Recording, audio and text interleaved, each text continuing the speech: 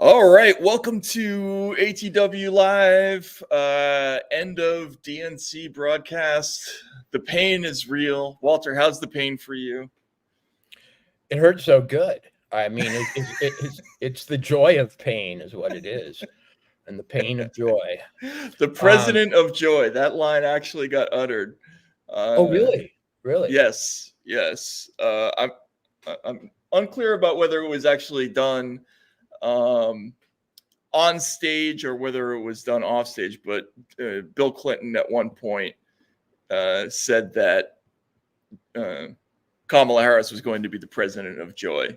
So that was an actual thing.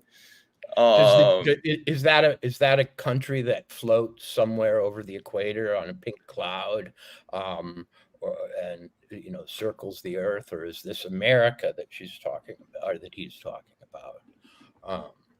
I don't know. But what does joy come to be a code word for? Because these are all code words. What does it mean? Really, I mean, does it mean just this breakthrough into a kind of, I don't know, ecstatic future of love? Or, I mean, I don't know quite what they're saying with joy. In other words, I don't know who they're speaking to, what how to translate it, or if it's just kind of a command to my subconscious. It's probably been embedded in all sorts of music that has been, a hit for a year or so. They've probably subliminally implanted the word joy so that, we just... It's probably on the front of every NBA uniform. We just haven't noticed it. Yeah, we just haven't noticed. Spelled backwards or something. And then Right. Yeah. Whenever referees in the NFL throw a flag, it says joy on it. We just don't know. So, okay, it's the last night of the DNC. We started later because for some reason it's still not clear.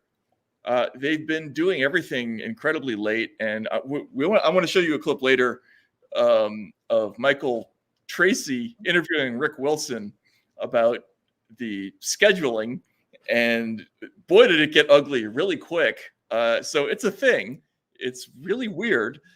They seem not to be able to keep on schedule or don't want to, and I don't know why that is, but we're starting later because we want to at least try to catch some of the main act. But just to round up some of the things that have happened in the last few days since we were last on, obviously we've had a cavalcade of celebrity speakers: Bill Clinton, Barack Obama, Michelle Obama. There was a surprise guest in Oprah Winfrey. Then there were some other folks who spoke. There was a rumor that there was going to be a surprise guest tonight, and there might still be one. We think it's likely going to be some kind of pop star or something like that. Beyonce, maybe. Well, see, they've already priced in Beyonce, so the multiple orgasm won't happen if that's all it is. So I think it has to be at least Beyonce and Taylor Swift kissing, and I think joyfully. And I think the boss and Bono will then appear. A sheet will be whipped up into the rafters, and there they will be kissing, and they will actually sing backup. I think nothing less than that will cause the thrill that they have, raised expectations for. So it'll be something like that. So, okay, before we get to what's actually going on, and we're watching to make sure that there isn't something interesting actually happening on stage. There's a heavy schedule, as there has been in all of these days. And tonight, got a lot of actors scheduled. D.L. Hewley is supposed to go on.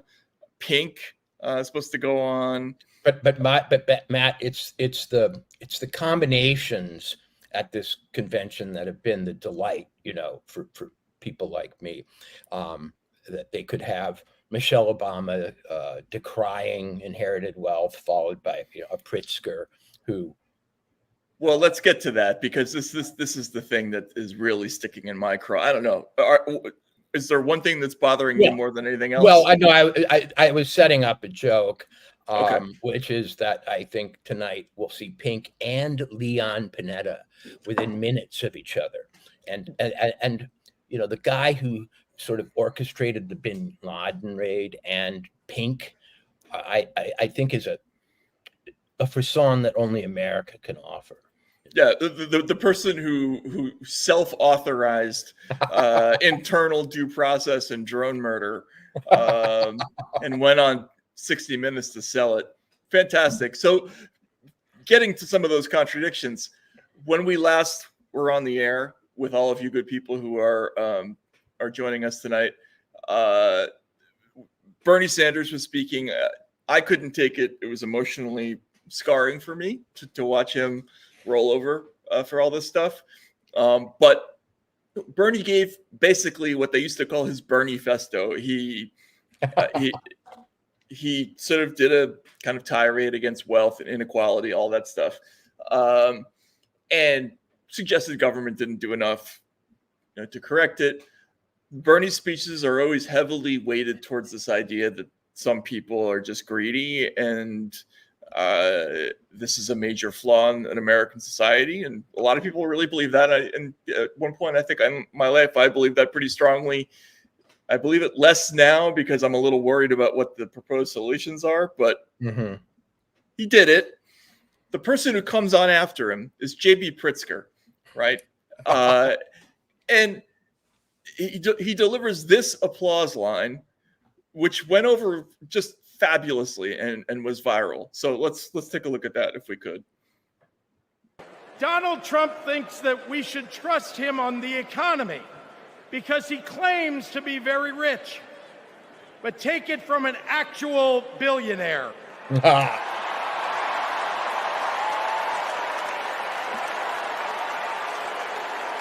Trump is rich in only one thing: stupidity. Oh boy. Right? Sick burn. So, they say the Democratic Party is a big tent. Well, J.B. Pritzker was wearing it that night. Oh, come on now. No, okay. I was on the Gutfeld show last night, and you kind of get your jokes ready, and then the occasion doesn't rise. So I'm just, I'm getting them out for a penny a pound here. But yeah, I mean, who would have known that they would applaud? And this was what's amazing about that. It did come on the heels of Bernie. And, so Trump's a poor man. And they knew instantly. They didn't have to be cued. Because whenever Trump is mentioned, whatever, X comes next in the equation, they know to have the 2-minute hate for, or, be delighted in if it's an attack. But I got the feeling that Democrats now have had a friendly press for so long that they are just like an infant that's completely spoiled, that will be whose parents will applaud even if it, goes out into the middle of the living room and empties its bowels. Right. So they know that they are absolutely guaranteed approval, affirmation, and raucous applause for everything. And they've almost gone crazy. And sometimes I feel like what I'm watching in this convention is people who have not been disciplined by reality or critiques from the press for so long that they're just, it's like the dancing infant parade. Look at my finger painting. Whoa, I just, farted. Yeah. And, oh, congratulations. Yay. No, it's totally, it's the Louis C.K. routine. Remember, he talks about how like little kids are totally self-absorbed creatures. Like you can be having a gunfight with police and they'll be like, Daddy, are some dogs brown, and they have no conception that other people are going through some stuff. So yeah, and you, Walter, you were proven right. Nobody pushed back on that whole thing at all. Fine. Okay. See, he's a billionaire governor, banker, but governor of Illinois, deeply connected to, the Obamas, and he's, they've got a very large, net worth, right? And that I was told the other day, and this is going to be like my time zone blunder of the other night, where I placed the beginning of Central Time too far east. But I was told on the slide that the Pritzkers are massive real estate holders in Chicago. And, Chicago is basically built on Pritzker land, Right. Yeah. which is, of course, formerly Ojibwa land, which they have acknowledged, Right. but Yes. not reimbursed. But anyway, so we acknowledge that we took all your shit, and I'm sorry. I'll be nice. So that happens, and then Michelle Obama gets up, and I'll say this about Michelle Obama: she's a good speaker. I've seen her many times.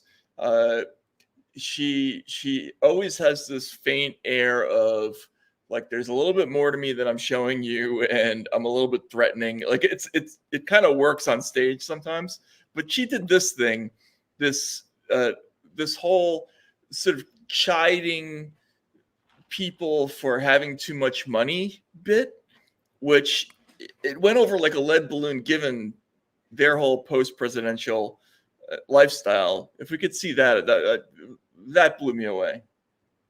Anyone can succeed if given the opportunity. She and my father didn't aspire to be wealthy. In fact, they were suspicious of folks who took more than they needed. They understood that it wasn't enough for their kids to thrive if everyone else around us was drowning. So my mother volunteered at the local school. She always looked out for the other kids on the block. So, like their listed net worth is 70 million. I don't buy it. I think it's got to be way more than that. They had a gigantic content. Go ahead, Matt. Just let me drop the term Netflix stock. You're free to invest. You're free to investigate this, junior detectives of ATW, but they got it at very low price, a lot of Netflix stock, which I'm told by other actual billionaires has made them at least half, if not 3/4 of a billionaire themselves. Yeah, I mean, look, they had the huge spread in the vineyard. They have an $8.1 million house in Colorado, right? The daughter, Malia, reportedly has a net worth in the 8 figures, right? I mean, whatever. They're doing fine. What's important, Matt, is that the parents didn't aspire to be rich, okay? Right. So, this is, first of all, this legitimately drove me crazy to watch this, because to see this really was an insight into, I'm afraid, the new progressive mindset, which is, and I will expand on something I said last night on the Gutfeld show, but was squeezed out by time constraints. The Democrats act as though there are 2 kinds of money in the world: the kind they have, the good kind, the kind that you have because the universe is just and it granted it to you, and you didn't, in a way, do anything dirty to get it, open factories or whatever it might be. Maybe that's a slumlord, whatever. Right. That's the good kind of money. And everybody else has the bad kind, the inherited kind, the kind that comes from exploiting the surplus value of labor, with thousands of employees. And the bad kind has to be expropriated by the people who have the good kind, either in the form of contributions to their, to their cause at giant dinners with George Clooney, or, it can also be rinsed of its moral taint through taxation. And the thing about Donald Trump that so many people love, and especially people who don't have a lot, is Donald Trump's thesis is there's only one kind of money. I may have more of it, but it's the same kind as yours. Right. And you want it, and you like it, and I like it, and it's not an index of our virtue. Maybe it's kind of, it's just money, right? It's golden and it's shiny and it's cool. And my money puts its pants on the same way that yours does. Right, exactly. You want as much as me, but it's sort of like, I've always noticed, no matter whether you're a billionaire or a guy who works in Jiffy Lube, you both smoke Marlboros. Like they don't, or maybe Dunhills, but they just don't make that much better cigarettes. And they don't make another kind of money, except for people like Michelle Obama, who think that, I mean, they can stand there, not just with a straight face, but believing in their hearts that somehow this money came from the gods of justice, and they're not enjoying it in an awful way like Donald Trump is, in his skyscraper. I mean, they've got a tasteful giant beachfront home or whatever it is. And someday maybe they'll give some of it away. Maybe. Right. Yes, exactly. Yeah, you're right. It's this British conception of wealth that there's a good kind and a bad kind, and ours, which is, we got our money purely by the soft peddling of political influence, which is somehow better than selling steaks or whatever the hell Donald Trump, or being a slumlord or whatever the hell Donald Trump did. The good kind of money is held in by the Bill and Melinda Gates Foundation and the endowment of Harvard University and the Obamas and, by Bill Clinton and Hillary Clinton or the Pritzkers even, who have so, graciously. Bill Clinton, who gave a $500,000 speech to Renaissance Capital in Moscow before having a little meeting with 500,000. Dude, that's amateur hour. No, I know it is, but I'm just saying. Last night we determined on Fox News, the crack Fox News fact checkers, that she gets, her rate is $750,000 each. That's what Michelle gets. Oh, well, Michelle, yes. Yeah, that makes sense. $750,000 for doing, what we're going to do 5 times tonight. Yeah, it's just infuriating. And so, okay, they do that thing that they have Bernie on, and then they have the real billionaire joke, and then, the Michelle pretending, and then they make fun of J.D. Vance for going to Yale and working in the evil Silicon Valley, right before Bill Clinton or right after Bill Clinton, whatever it is. Could we see this? This is the Yale clip.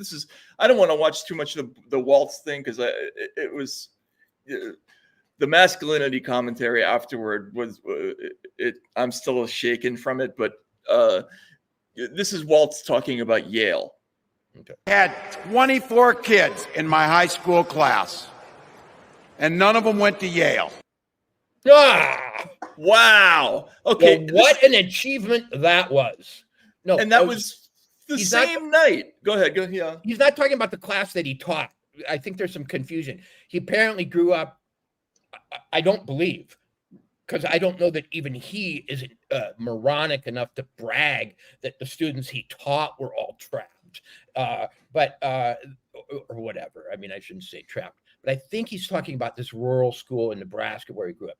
And so I've been on like an Apache war path for Tim Waltz as the Minnesotan who's just offended by his Whiteface Act. And I went to a school and I had 24 students, 20, maybe 25 in my senior class at my high school in Minnesota, my rural high school. And I went to damn Princeton. Okay. So I'm offended. This guy, it would be one thing if he was communist organizer and just flat out admitted, he hates those people and he wants everybody to be the same, but he's a high school teacher. This guy brought that message of, loser chic, flannel wearing, what's this Yale bullshit, to his high school that he taught in, where people are getting ready for college. This is like when they talk, like the pathology of the inner city where nobody wants to improve themselves. You got to stay in your lane, stay down on the street. This is the new version of that, but promoted as some kind of, I don't know, new sort of hard socialist, in the American grain prairie populism. Right. Yeah. So, and that was on the same night that Bill Clinton gave a speech. Now let's just show a clip of this. This is one of his Yale Bill Clinton. Yeah, well, that's what I mean. I mean, We're went to Yale Law School. Yeah, like right. So let's watch. This is one of his big applause lines. Everyone said it was a spicy speech with lots of zingers. So let's listen to one of his high points, supposedly. And then he did something that's really hard for a politician to do. He voluntarily gave up political power. And why? What? George Washington knew that, and he did it. And he set the standard for us serving 2 terms before it was mandatory. It helped his legacy, and it will enhance Joe Biden's legacy. Okay. Dude, when did he turn into Pinocchio? What's with the nose? I mean, really, it's marked. He looks like Pinocchio. Yeah, no, he didn't look great. But look, he's getting older. I'm not going to look great at that age, so I feel bad talking about that. But dude, you don't have to feel sorry for him. He had a lot of action as a younger guy. Even in yeah, I'm sure there was a lot of Bacardi 151 in the back of that El Camino. In old days, he'd be dying of syphilis now. I mean, he beat the devil. Okay, Bill. So what was he talking about again? So he's comparing Joe Biden to George Washington because, but that's not the point. Bill Clinton, when he first ran for president, highlighted the fact that he made it all the way to Yale Law School, right? He gave a speech. I'm going to quote from part of it. "When I think about opportunity for all Americans, I think of my grandfather. He ran a country store in our little town of Hope. There were no food stamps back then. So when his customers, whether white or black, who worked hard and did the best they could, came in with no money, he'd give them food anyway. My grandfather had a great school education, but in that country store, he taught me more about the equality in the eyes of the Lord than all my professors at Georgetown, and he taught me more about the need for equal justice than all the jurists at Yale Law School." So he manages to name drop Georgetown and Yale in a speech where he's talking about his hometown beginnings. I still believe in a place called Hope. He doesn't mention that he was also a Rhodes Scholar at Oxford, which I also. Well, yes. but that Rhodes Scholarship didn't quite end the way it's supposed to. In fact, it didn't end. It was interrupted by him getting kicked the hell out of school for, rumored misbehavior with other people of the opposite sex. But who knows? Whatever. Bill. He was the man from Hope? Was that his deal? Yes, that was his whole thing. And I still believe in a place called Hope. That was that speech, right? But he's the whole idea of a guy with no father figure, raised poor in it was supposed to be legitimately inspiring that he got himself all the way to Yale and Georgetown and Oxford. And what we're now saying that's a bad thing? No, we're not, Matt. We're not. We're just saying that sometimes. Okay, we're just saying that when Tim Walz is on stage and he has to do this class conflict speech to the Jiffy Lube managers of America, saying, Yale, what the hell? And he does it. He does it in a way that is so cynical and so absolutely. Tactical.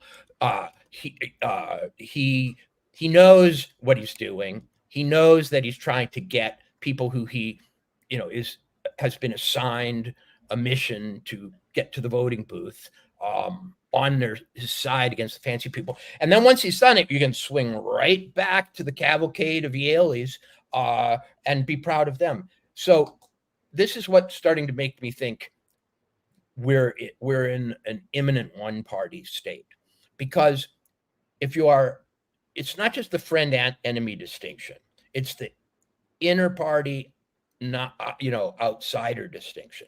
If you achieve riches in the party, if you go to good schools in the party, if you keep your how can I put it, ambitions inside the party structure, they are sparkling and golden. If they go on outside the authority of the party, they are all counter-revolutionary in some way.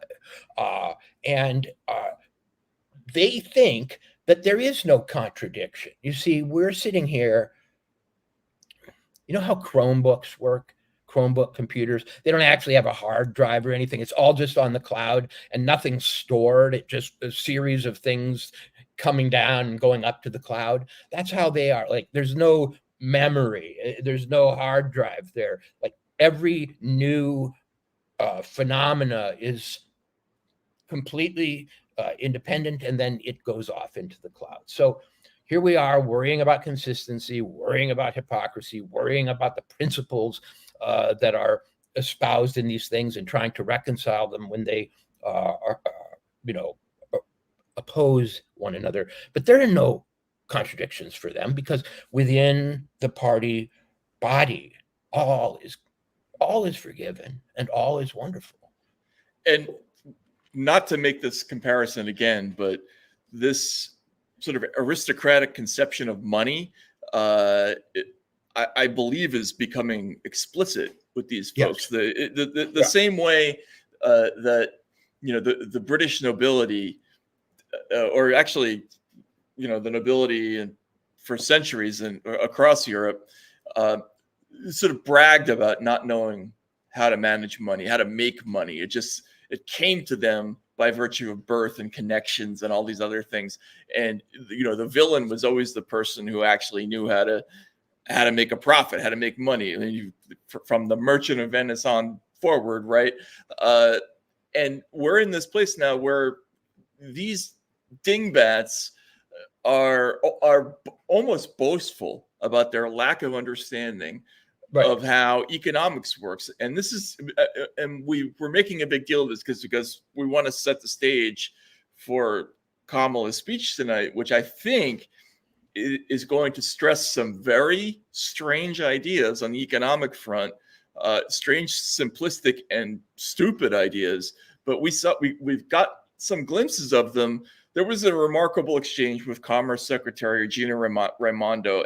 I'm in Southern Massachusetts right now. I did a story on Gina ages ago because once upon a time, Rhode Island was one of the states that was among the first to give slices of sort of state pension allocations to connected hedge funds. And there was a serious problem with unfunded obligations for firefighters and other ordinary people in this state. Anyway, she gave an interview in which it suggested she didn't know anything about anything, and it's really remarkable to watch. When you hear that, do you potentially think that this new numbers could be a liability for this campaign? No, when I hear that, first of all, I don't believe it, because I've never heard Donald Trump say anything truthful. It is, though, from the Bureau of Labor. I'm not familiar with that. When you hear that, do you? Yeah. So she's talking about a downward revision of a mere 818,000 jobs, which virtually wipes out the long proclaimed job growth from the Bidenomics miracle. And she swept it away when confronted with it as a Donald Trump propaganda move. And then when told of this exotic Bureau of Labor statistics that, exists across the hall from her, she really didn't know. She said, "I'm not familiar with that. I'm not familiar with the Bureau of Labor." Like, seriously. Did she use the word that at some point she said that? She said, "I'm not familiar with that." I found it ambiguous as to whether she was referring to the numbers or the institution. I think she's talking about the report that was released. Right. I'm not familiar with that. It was a little bit of. It was only giant news, that will probably end up causing an interest rate cut to be even more aggressive, which will loft the stock market, higher just when they need it. I mean, I'm sorry. I last night was taken out to the woodshed by some guy from Dissent magazine. Do you know what Dissent magazine is? I don't. I remember from ages ago, right? Remember Woody Allen made that joke: if you merge dissent and commentary, you got dysentery. Well, Dissent magazine strikes me as a cutout of some intelligence agency or something, because this guy ran to say, when I suggested that there was some deception involved, oh my God, how could I believe that a conspiracy, and he required me to explain exactly in detail how such a conspiracy would work. How could I believe to first inflate jobs numbers and then revise them down, by this amount? He wasn't specifying whether it's an honest mistake, something that happens all the time. Now it turns out that this massive 25% revision of their numbers was the biggest since 2009 under the Obama administration, when they had one like this. And I was accused of economic illiteracy, impugning the motives and reputation of the Bureau of Labor Statistics, and so on. Then the stories started coming out that various banks had the release of this had not happened at the beginning of the trading day. Okay, it happened sort of in the middle of the trading day, and it was delayed. And everybody on Wall Street was like, what is the new jobs number going to be? Because they're ready to push, their giant seller buy things. Well, various banks and firms have been calling up the BLS that morning and getting the number before it was publicly announced. Right. Oh, well, that's a bit of an advantage. So then I read more, trying to defend myself against the charge that it wouldn't even be possible to do anything deceptive here. And it seems that this is a very problematic bureau that has access to information, ways of spinning and changing and angling that information such that they can kind of give people what they need politically at when they need it. And this will be very important now, because we're about to have a Jerome Powell speech at the Jackson Hole Conference for World Domination, or whatever they have, that is going to indicate to those who can understand the cryptograms of the Fed how deeply and quickly they will cut rates. Because remember, employment is one of the legitimate mandates of the Fed, right? Or at least absolutely one of what they consider, right? So when the job statistics are bad, you can expect them to juice the economy a little bit. And in this environment, it's a double-edged sword, because now we have to worry about inflation all over again. And yeah, but they don't. But dude, they don't have to worry about anything except November. Okay, right now, exactly. And so keeping that stock market bubbly is all important, because never forget, no matter what they say at these conventions now, we have not had a party which represents in such a lopsided fashion the wealth of the United States as we do now.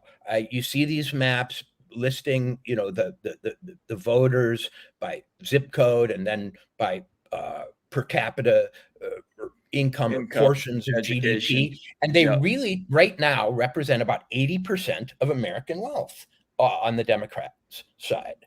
And here they are, and they bragged about that, by the way. Remember that was a selling point, according to Hillary Clinton. This is where all the innovation is happening in our part. Matt, when she lost in 2016, this is part of my, the education of a mixed up radical or whatever I am. The Washington Post ran an article after she lost to Trump saying, maybe we should reconsider how votes work in the United States and weight them toward the wealthier, because after all, they represent a bigger share of the economy, and the economy should vote proportionally rather than this whole system of head count voting, And Walter, this is a joke straight out of one of our favorite books, catch-22, right? Like the Everybody Texan owns a share. No, remember when the Texans talked about the decent people, that their votes should count more? Right. I mean, that was a joke that every like left-leaning intellectual laughed at for decades, and now it's actually a thing. And look, the flip side of this is that they're unveiling this new concept of maybe imposing some kind of price controls. If we could listen to Elizabeth Warren when she gave her speech, there was just this another surreal moment where they're talking about like the government getting involved in stuff that they never have before. They haven't since Nixon. Anyway. Kamala, she gets it. We need to make life more affordable for working people. Yeah. Donald Trump, the felon, has no plans to lower costs for families. He doesn't know how. Yeah, he actually does, lady. He doesn't really care. When did he ever fill up a gas tank or worry about a grocery bill? Kamala? All right. Anyway, that's it. So this whole notion, he has no plan to lower prices. Actually, he does. He's got one that she doesn't like, and that kind of comes from old school economics, which is to drill, baby, drill, make energy cheaper, and then make everything cheaper in a virtuous cascade of savings that comes from lower petroleum prices. I mean, we don't maybe love it, or that's not the new funny, clean way to do things, but it probably, if he did it and you don't mind, all the carbon, would work. Right. No, well, look, it's at least somewhere in the general vicinity of traditional economic thinking, right? And the reason that this is a problem is because Kamala Harris's whole thing about companies that haven't been playing by the rules, whenever she's asked about inflation, she talks about price gouging, and I think I'm beginning to get the idea that she actually thinks that inflation is the result of people raising prices and not the result of money being devalued. And so this whole idea, we're going to crack down on price gouging price gouging is and particularly on groceries. Matt, have you bought any Kroger stock lately? I mean, have you been following the food, retail food portfolio ETFs? These places make 2% profits. Right. I mean, this is the lowest margin business you can get in some ways,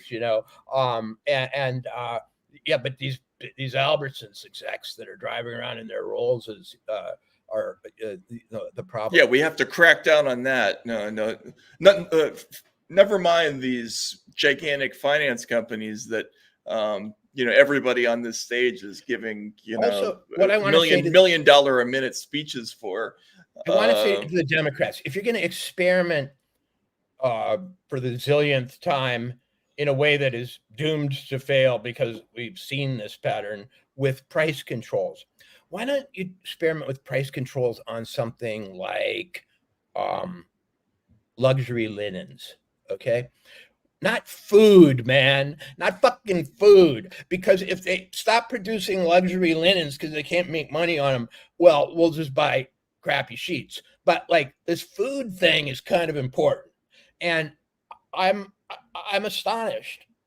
No, most economists will tell you, like, the first result, if they actually were to institute this, is you get all these companies putting other stuff on the shelves to make up for the fact that they can't make a margin on food products. You get food deserts. You get all kinds of other problems. I was in the Soviet Union when they were at the very end of the regime, they were experimenting with price controls, and we ended up having peacetime food rationing in a country that has nothing but farmland and agricultural capacity. Like it was the most ridiculous thing. It's just total idiots running the economy, and the idea that this is going to be their solution after they've been in charge of the economy for 4 years, and after they've juiced the Federal Reserve, to historic levels. I mean, the Fed balance sheet is still at like $7 trillion, some ridiculous number. Why don't they really? But Matt, what's important? That politicians fill their own gas tanks. Okay. That they get their hands dirty. They always they do this bait and switch. They're always moving to the symbolic, gestural level. Nobody in my class went to Yale. Has she ever filled her own gas, or has he ever filled his own gas tank, and so on? Quick, let's go off the topic and stir up a little bit of resentment at a visceral level, and then let's tack back to our completely bananas economic theory that you have to suspect at this point they want to fail in some way so that they can restructure the entire economy afterwards. Because we'll have financial MDM. We'll have people. We'll have bans against shorting. Food services companies. I mean, God knows what, right? It'll be every stupid idea you can imagine.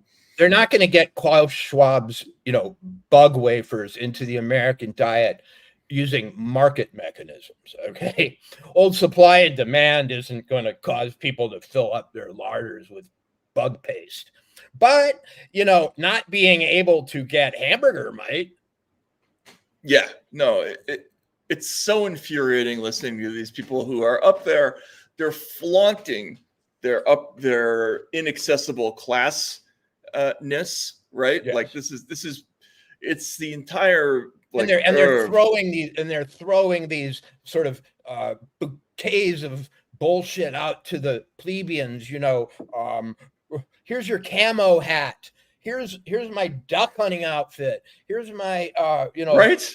Here's my gas card from the mini mart where I, get a punch every time I fill my own tank and get a car wash.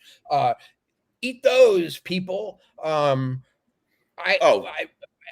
so I have gotten really impatient with this.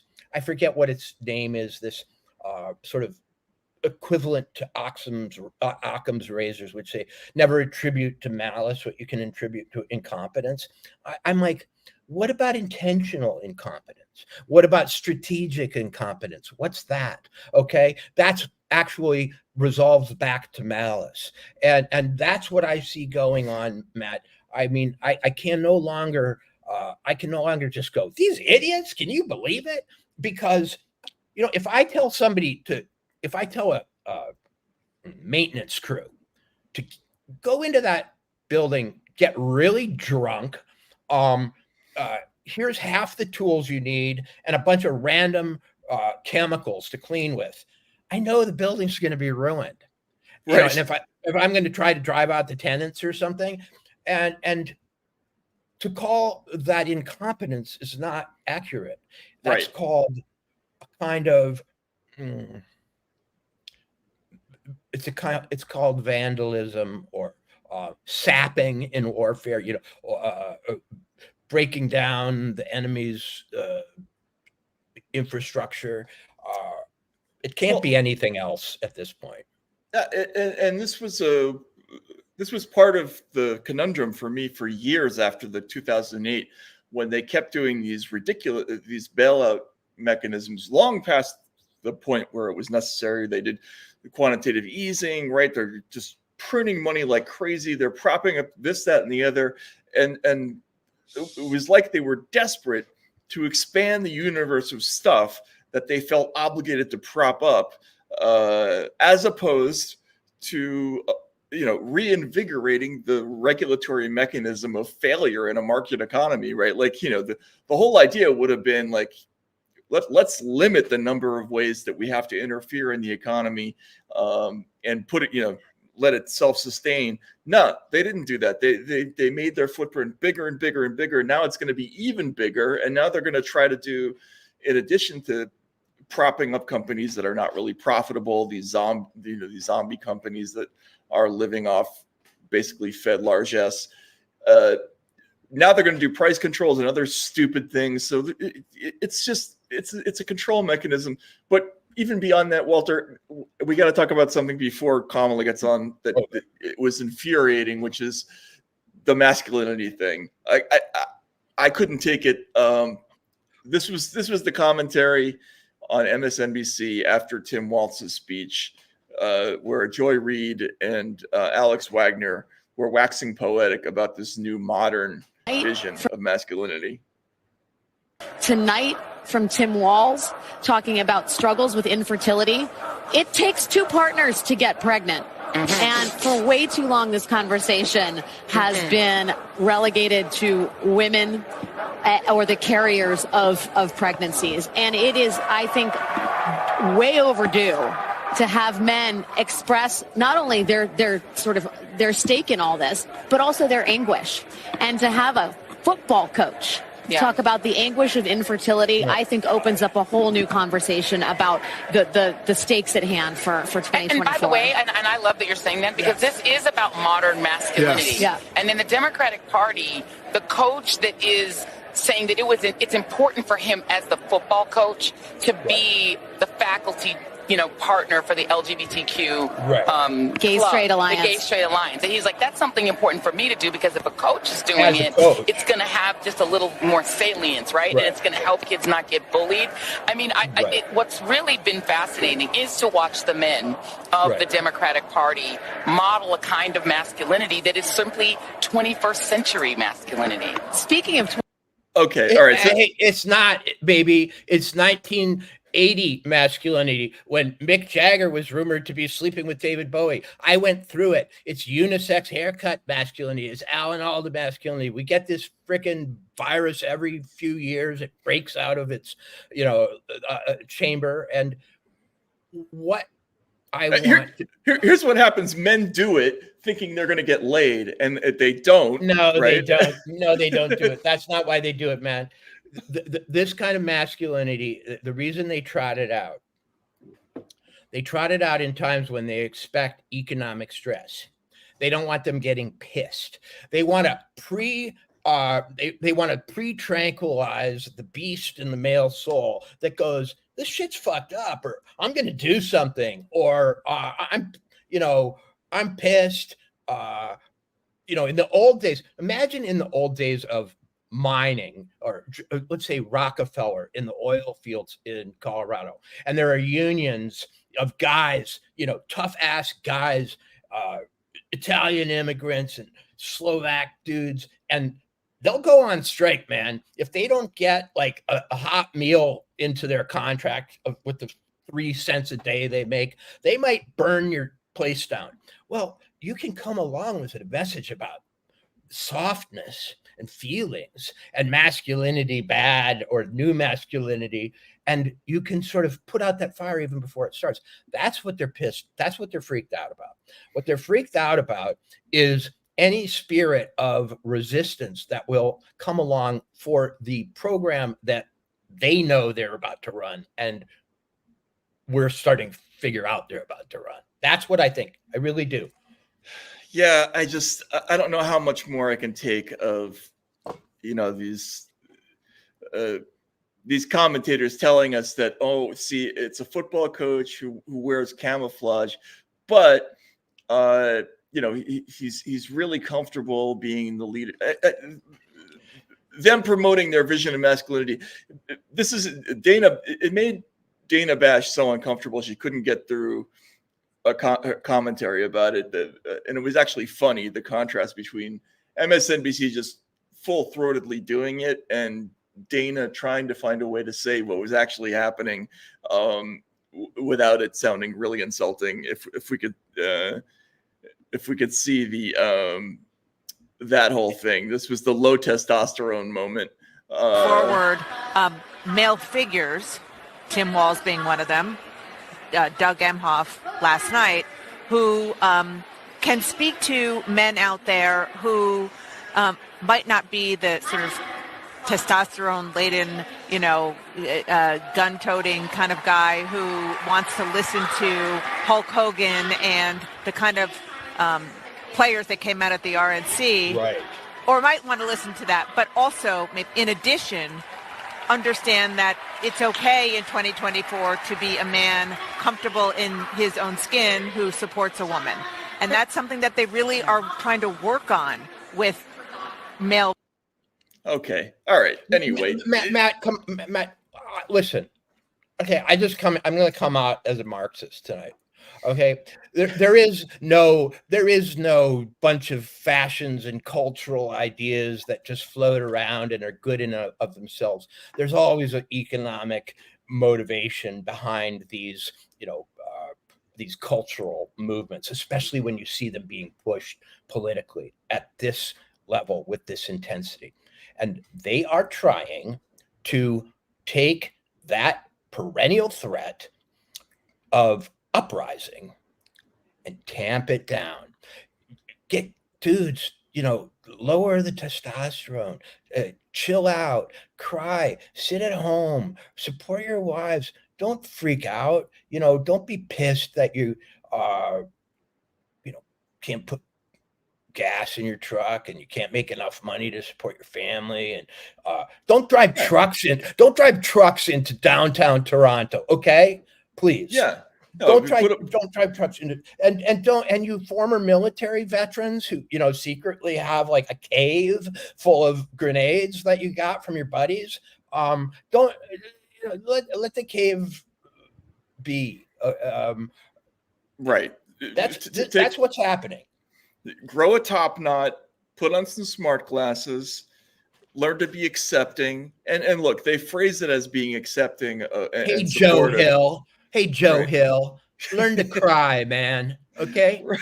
Right. Hey, John Henry, put down the hammer and here's a crossword puzzle. It's just the whole thing just oozes such contempt for sort of ordinary people of a sort that they think belongs to some lower species, right? Dude, what if men were sitting around saying, like, designing the new women? Right, exactly. Okay? If we were saying this is enlightened femininity, we would be bum rushed off stage, wouldn't we? And what if we were designing it in a way that kind of suited us? In other words, she just said it takes a man to stand in the background and support a woman, right? And what if we said, I love this new femininity, Matt. I think we've seen it on display tonight, where women just care about their appearance. They put their boobs out there, and they realize that when we want to do, when we want to do it, they should want to do it too. Right. Okay. And if we want to do it with other women, that doesn't hurt them. That's no diss on them. That's just us. Like, the new woman is awesome. And that they are designing a self-serving form of expression and being for the other gender that not only serves the interests of this pretty, I think, amped up, like, new matriarchal contingent, but also one which is very unlikely to do things like drive trucks into Toronto, strike, go on a general strike, drive their tractors into the middle of freeways, etc.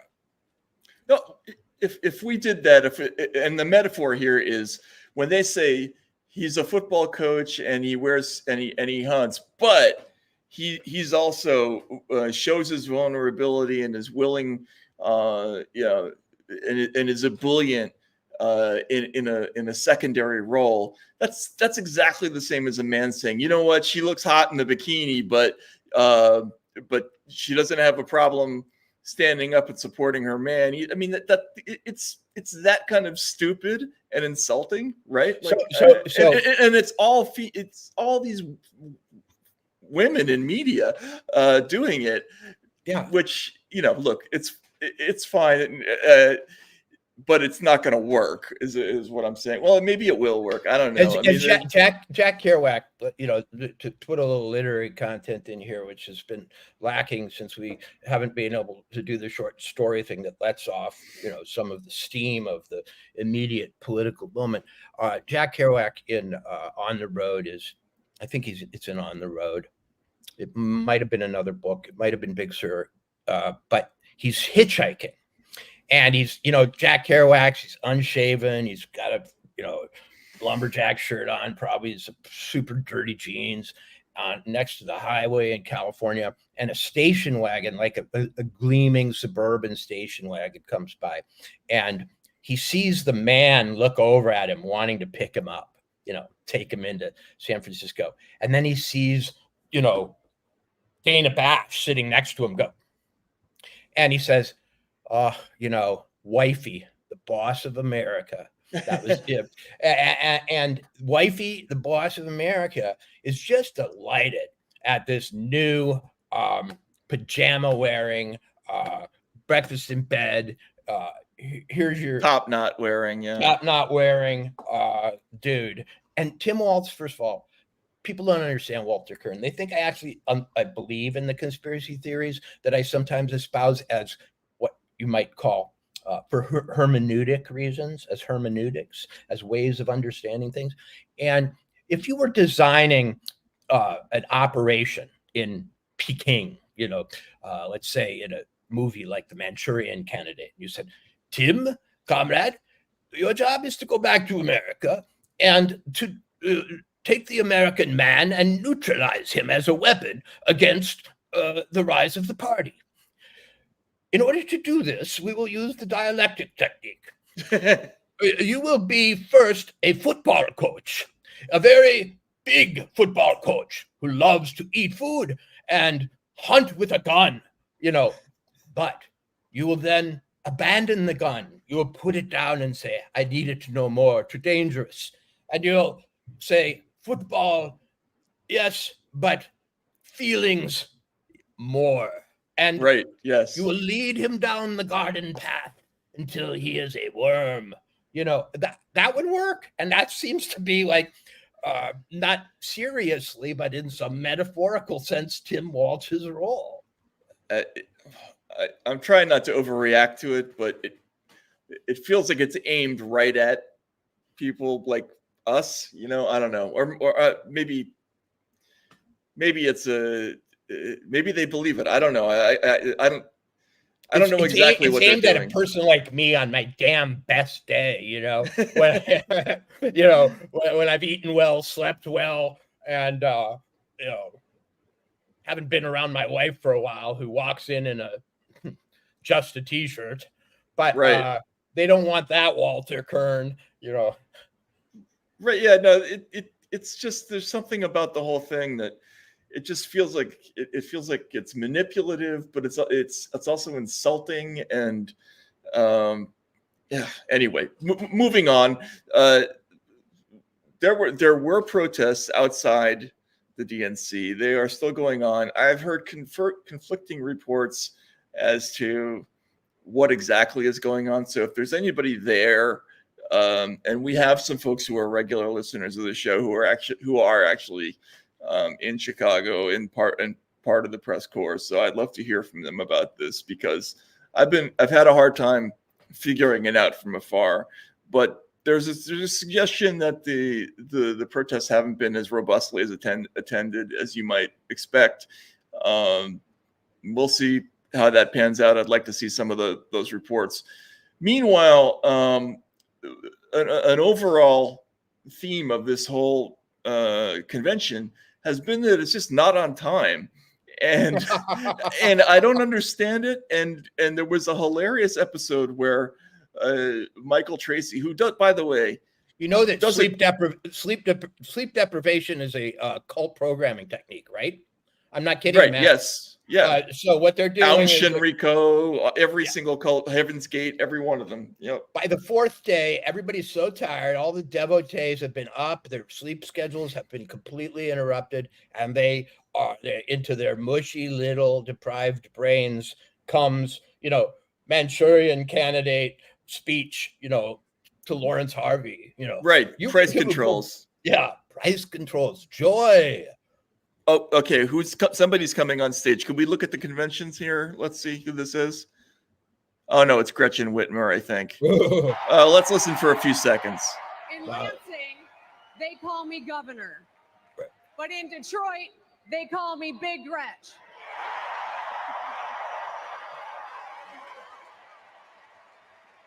Donald Trump called me that woman from Michigan as an insult. Being a woman from Michigan is a badge of honor.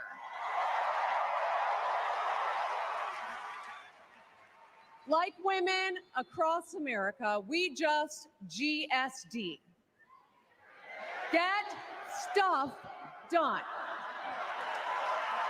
Kid Rock, also from Michigan, would have said, get shit done. I joined the sandwich generation. Sandwiched between working and raising my newborn and caring for my mom. Okay. Dying All right. from brain cancer. Right. Wow. Don't you want to hear about that? I mean, look, I'm sure there'd be another relative dying of something else. Trump never cared for a dying mom. Didn't you know that? Well, one of the appealing things about Donald Trump is that he doesn't. Well, he can be mawkish. Let's be real about this. But he doesn't even pretend. He doesn't even pretend to have your problems. Okay, like no. He the other day on that podcast with that Theo dude, he did admit that there was addiction in his family. Okay, that's about as close as he went. Donald Trump isn't like you. When the toilet paper runs out and it's dark, I have to go into the other room with my pants around my knees. That's never happened to Kamala Harris. Like you. No. Donald Trump is basically he's like the Russian gangster in that joke who has to return his Mercedes because the ashtray is filled up, right? Like, oh, I need a new car, and he boasts about that. And look, there are the kind of grotesque side of him is part of his pitch. So I don't know how much credit to give him for that. But this endless cavalcade of people who are just they just sort of magically have tens of millions of dollars, but they have hearts of gold and all our best interest. They ain't gonna take it anymore. Okay. Right. Yes. That damn Donald Trump.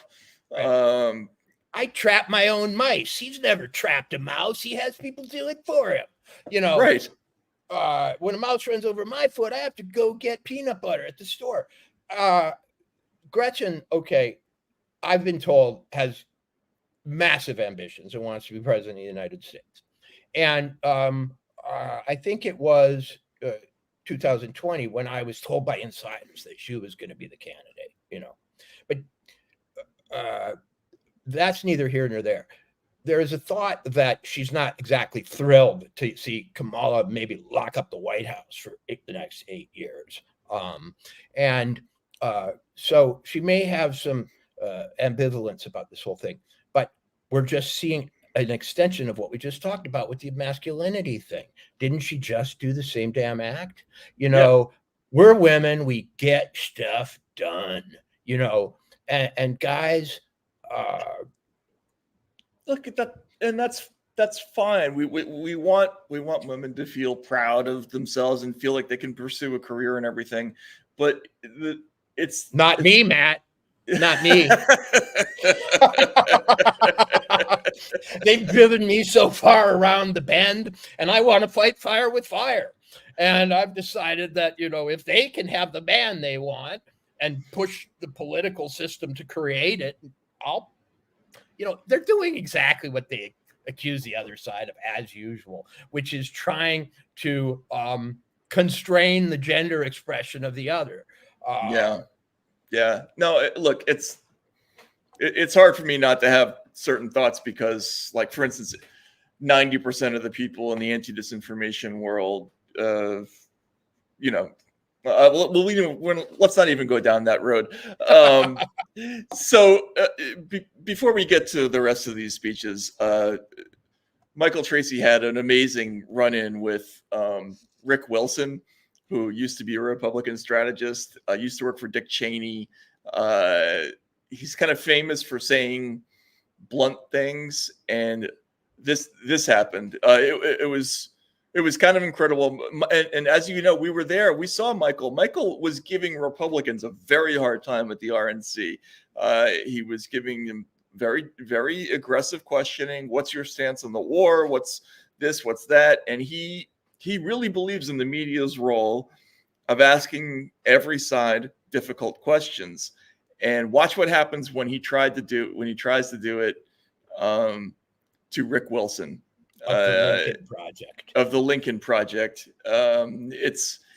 It's kind of an amazing moment. Let's see if I can find it here. So Rick Wilson, Lincoln Project. First of all, have you ever seen a worse organized convention? Oh, yeah, logistically? Actually, about 4 times before in my life. Really? Yeah. There were all RNC conventions when I used to be a Republican. The Houston convention, raging shit show. The San Diego convention, raging shit show. The New Orleans convention, drunken shit show. Those 3 stand out particularly. This is not disorganized by any sort of historic standards at all. Conventions are large, multivariate, complex machines. This one is not extraordinary in any way in terms of good or bad. What I am seeing is it's stressed to the max by the fact that millions of people, well, hundreds of thousands of people, want to be in that room. This is a bigger line than I've ever seen at any other convention, Republican or Democrat, that I've been to. And I've been to conventions since I was 8 years old in 1972. So I've been around the block on these things a few times. I've worked conventions several times. I've been in the spin team on the Republican side in 2 Democratic conventions. So this is pretty well run, actually. And what they've accomplished so far, I think, is pretty extraordinary. What? Well, we covered the RNC last month, and I'm not making any partisan point, but I don't think we ever waited more than like 4 minutes to get through one of the security checkpoints. There weren't that many people interested in being there, then obviously. Yeah, we're done. We're done. We're not playing. Goodbye. See you, man. Well, no. Why are you playing this? Guys. No. Have a good night, guys. Let's go. Let's go. Whitney, I got this. I was just making an innocuous observation. I wasn't. Listen, Whitney, let's go. Whitney, let's go. Wait. No, Whitney, hold on. Jeff. Oh my God! You'd think he had accused him of war crimes or something, right? Well, you said the Republican convention had shorter lines. Let's get out of here. This guy's not serious. We don't have to take this. And talk about I'm sorry. Freaking baby. I'm trying to clean up my language. So the words that are coming to mind, I just can't. I don't want to use them. But what a wimp. I mean, that's the new masculinity, Matt. And look, Michael, he's Rick Wilson he's got to be media literate. He knows who's on the internet. Michael's very prominent on Twitter, and he's very prominent in being a kind of, multi-directional critic. That's what he does. Michael Tracy. Oh, yeah. Well, okay. So Michael makes me uncomfortable, and we're friends. Okay. In other words, Michael doesn't have that chip that so many have, where they sort of mirror the other person, and they have this empathetic rapport. Michael is just like, he flew in from, he's like one of those people they called the Martians on the Manhattan Project. There's like super hyper intelligent, like Austrian mathematicians and stuff. And he's like, he listens to what you say, and if it doesn't make sense, he tells you. He never he never gets into your shtick or kind of gets all nurturing or anything. He's just an absolute quiet savage, but in a completely even-tempered way. And civilized. Totally. Yeah. And, we sat down with an interview with him, and it was a really good interview, I think, because he asked us difficult questions. And...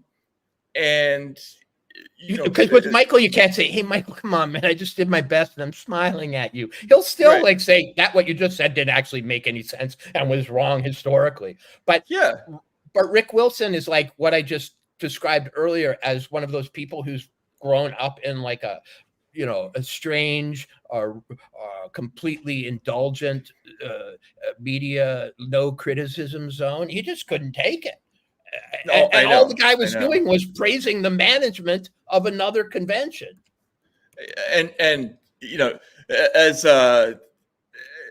as Michael pointed out, like he stopped the interview before I could even get to my questions about what a scam the Lincoln Project was. I loved her putting her hand over the camera, like there was some thing that shouldn't be seen there, and so was that Michael's sort of sidekick? Maybe that was no. That was Rick's sidekick. Oh. No, I mean, but who is she putting the camera over? Who is holding the camera? It's Megan, I believe is her name. Megan. We met her. Yeah. One of the nicest, most pleasant, sunny, not very large, smiling women there is. They're they're acting like Alec Baldwin, and they're, the paparazzi are going to kill his baby. It's incredible. And then, he was going around, and Michael was being nice about it, but he was interviewing all these people who had been invited in as influencers, and who are one of the subtexts of this DNC is that the traditional media has been actually bumped back according to seating and some other privileges, and the influencers, which is also a category we saw in the RNC. I think we were technically called, one of us we were called creators. But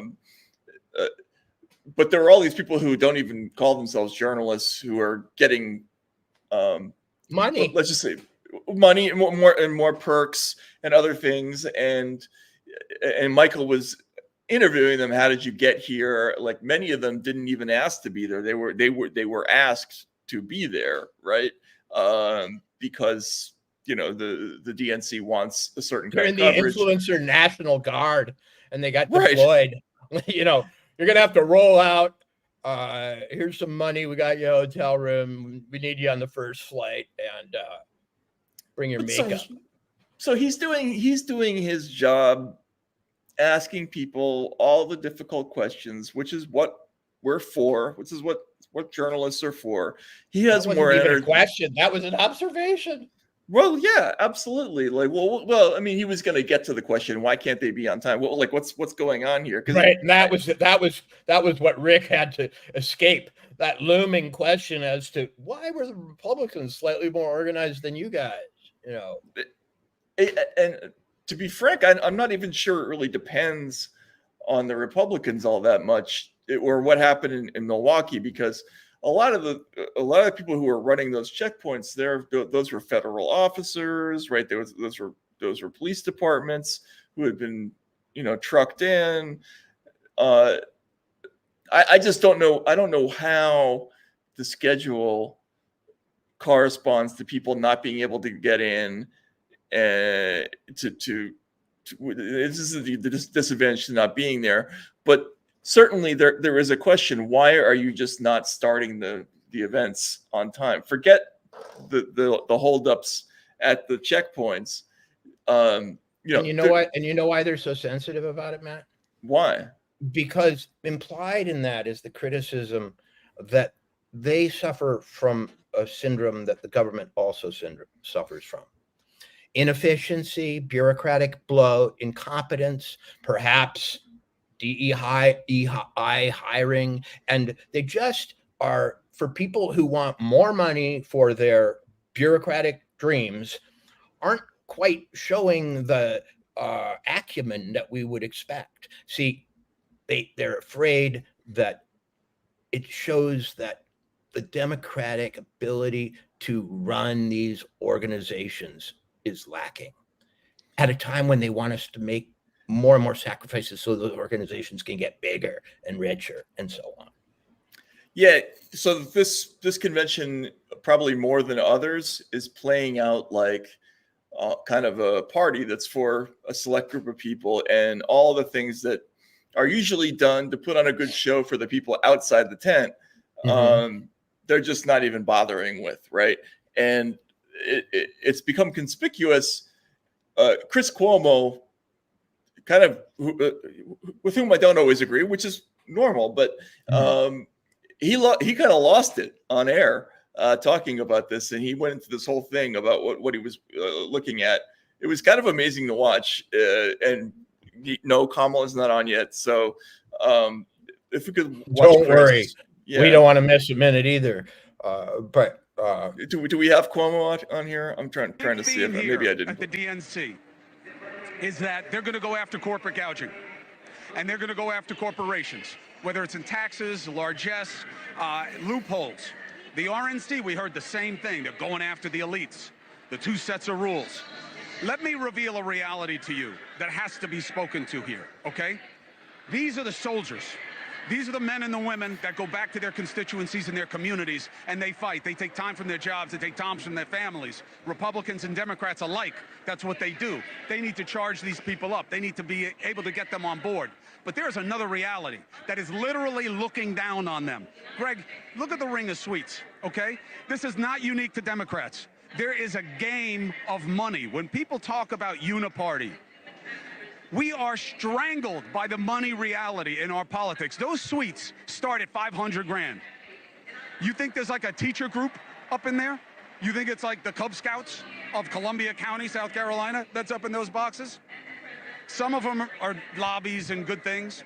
The media boxes, you think they're free? Why do you think I'm on the floor? News Nation is not a broke company. Nexstar is a massive organization. We are corporate media. We don't have one of those boxes because that's the game. You pay to play. Those boxes are filled with the same people that they say they're going to regulate. They are literally looking down on the faithful and being told, yeah, we're going to break down on them. We're going to make them pay their share. They paid $500, $700, $1 million, $1.5 million to have those seats. They get hotel suites that are probably gifted to the party. And the same thing is true with the Republican side. And they're going to take them down. They're going to change how it is. They are looking down from on high at the people who make the difference in their communities. And that is the reality of politics. And I had my producer walk around and show you those suites. Now, they're not all the same. They're not all the same. But the reality is, in 2000, they spent $300 million on presidential campaigns. 24 years later, you know what they're expected to spend? $10 billion. Do you know how much money Harris has raised in the last couple of weeks? Dude, he's like James Caan. He's like James Caan. A lot of it's small donor, a lot of it isn't. The most dangerous money in politics is now legal money because of Citizens United. You've got to know this. The idea that they can fight against it is almost laughable. It's almost laughable. So, yeah, dude, he's turned into a Scorsese character, right? There's nothing. Okay, people go like, I saw people speculating about the Chris Cuomo transformation, and they were like, okay, this is audience capture. He knows he's not going to be welcomed back to the lib strongholds of MSNBC and the State Department auxiliary of CNN. But who cares? So who cares? So Chris now is playing to he's playing to Massapequa or something, and I don't care. Well, I mean, we're all social beings. We all respond to love, incentives, approval, and incentives, and so on. But this is a lot closer to the real Chris Cuomo than the bullshit thing that he had to do on CNN. Like he's got it. Look at those suites. He was in there, right? P. Diddy, and you know who else? Tim Cook, and P. Diddy are drinking a drink from foreign lands that you and I can't get. Right. He's not into the new masculinity. He's not digging it. That's the old masculinity. He didn't blink, man. I mean, whoa. No, I mean, and look, that is the reality of American politics. He talks about it being true on the Republican side as well. Yes, absolutely. But the difference in the Trump side is that it's a very loose confederation of a handful of interests compared to kind of the entire upper layer of corporate America that is basically in unison. At the Democratic side, I first noticed the change in 2016, where I was like, I see oil and gas here, but I'm not seeing a whole lot else, right? Like, at the Democratic conventions, especially beginning in 2008, you started to see this massive corporate presence that was dominating the entire vibe of the event, because the Democratic convention used to be kind of labor heavy, right? There was a mix of a certain kind of person who would be on the floor. The delegates were often long timers who had been doing it, since the 70s. This is a different thing. This new thing. Maybe there was an element of it. I didn't really catch it at the RNC this year, but the whole vibe of this DNC is just, it's a club. You're not in it.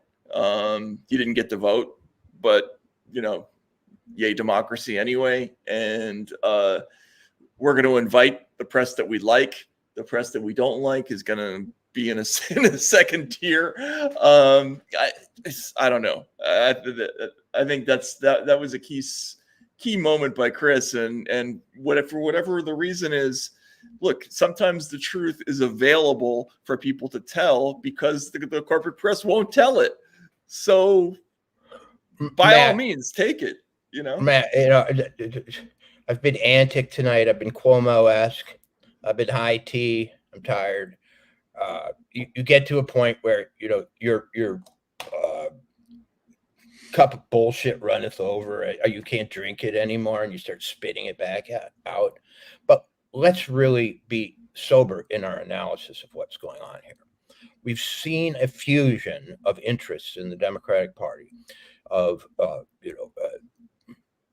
everything from defense contractors to big pharma to Mark Zuckerberg to Hollywood to everything.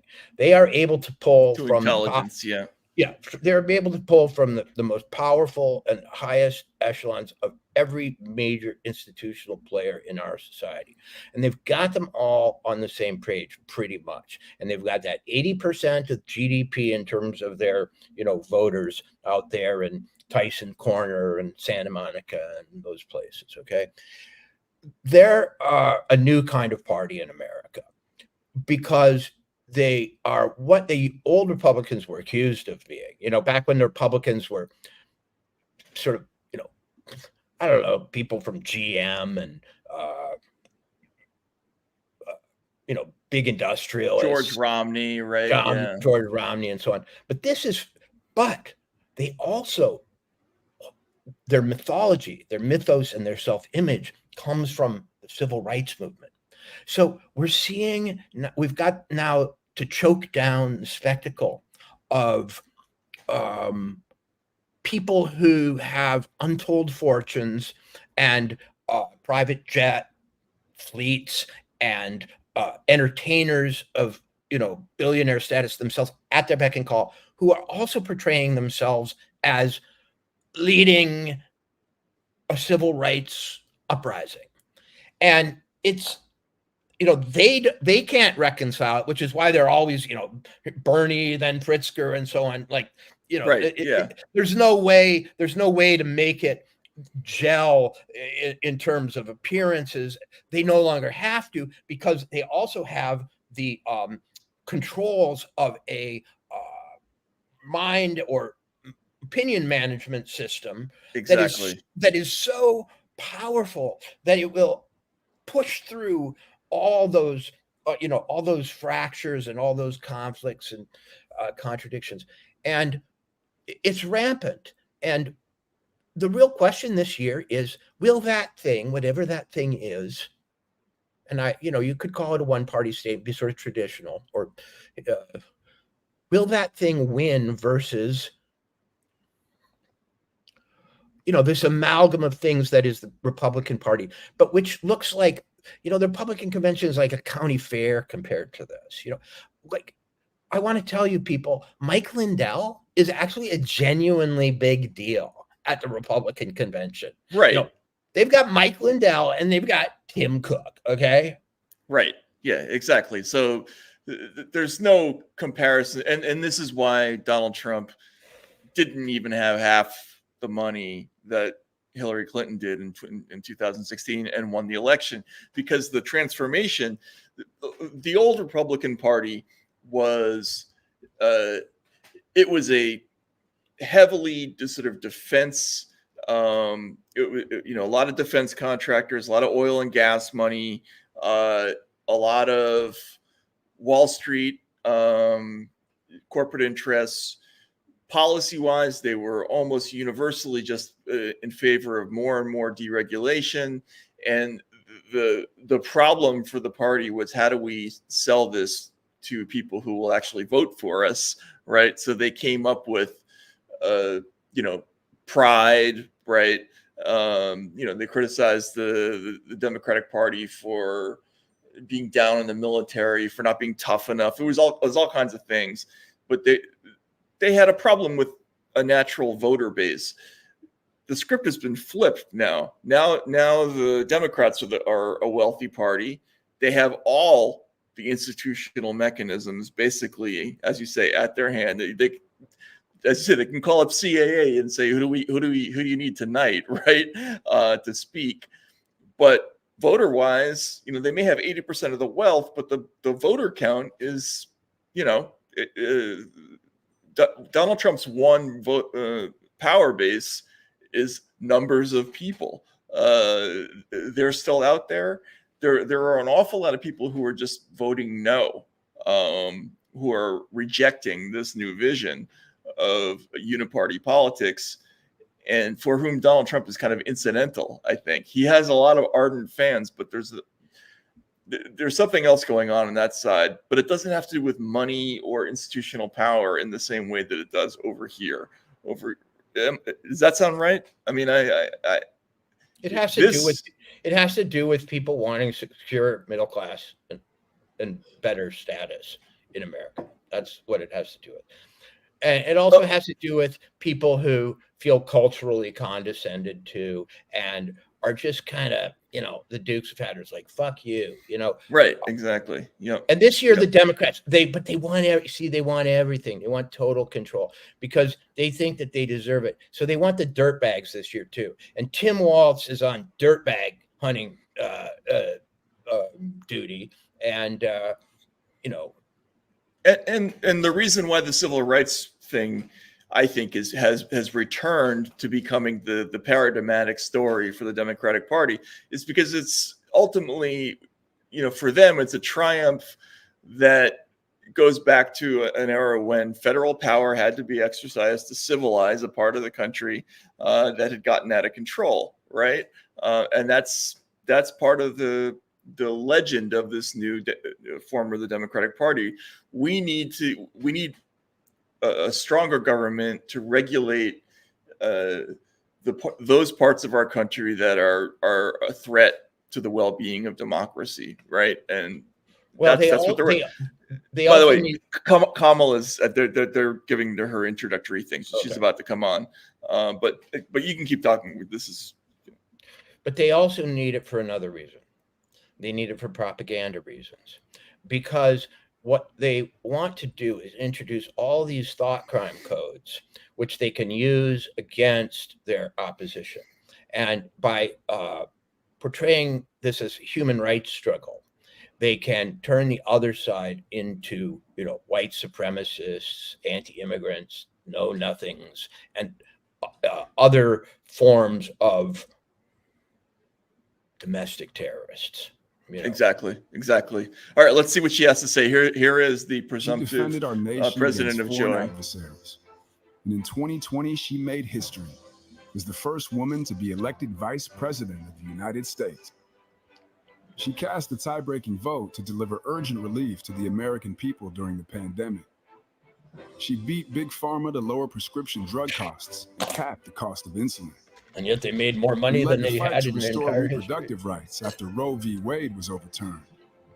We have worked too hard and fought too long to see our daughters grow up in a world with fewer rights than our mothers. Because she's never been afraid to stand up to powerful interests. Sometimes people will open the door for you and leave it open. Sometimes they won't.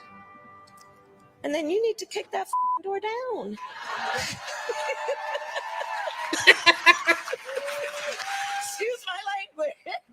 Now she's running for president, still fighting for families like the one she grew up with. Our campaign is about saying we trust the people.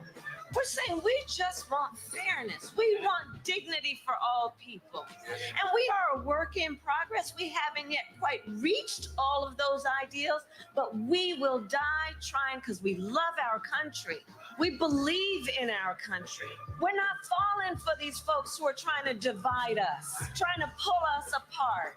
We know what we stand for, and we stand for the people, and we stand for the dignity of work, and we stand for freedom. We stand for justice. We stand for equality. And so we will fight for all of it. That's who Kamala Harris is. That's what she believes. And that's what she'll fight for every day.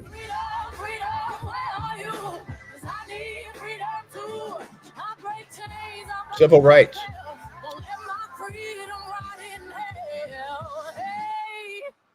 I'ma keep on running because the winner don't quit on themselves.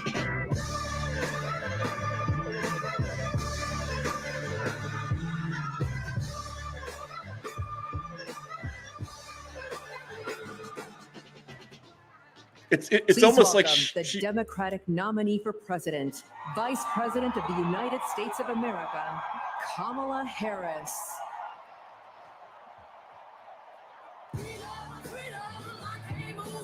Man, I'm going to give this a completely open-minded, fair shot. Watch me. I'm just wiping all this cynicism and resistance and testosterone out of my system. I'm going to drink this fucking milkshake. That's who they should have gotten as Kelly's. Yeah. My milkshake brings all the boys to the yard. Oh, dude. My son, when he was little, he heard that song. He's like, "Daddy, is this song about a girl whose milkshake is better than everybody else's?" Yeah, and it I is, said, son. Yes, son. The kind of girl you want to marry.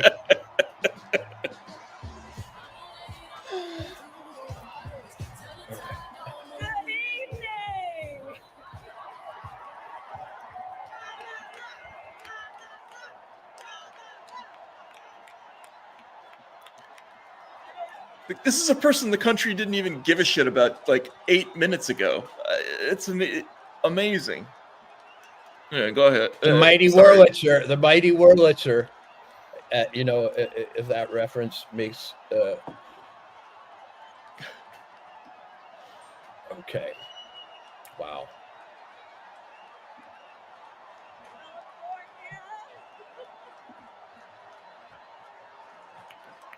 Good evening, everyone. Okay. Good evening. Good evening.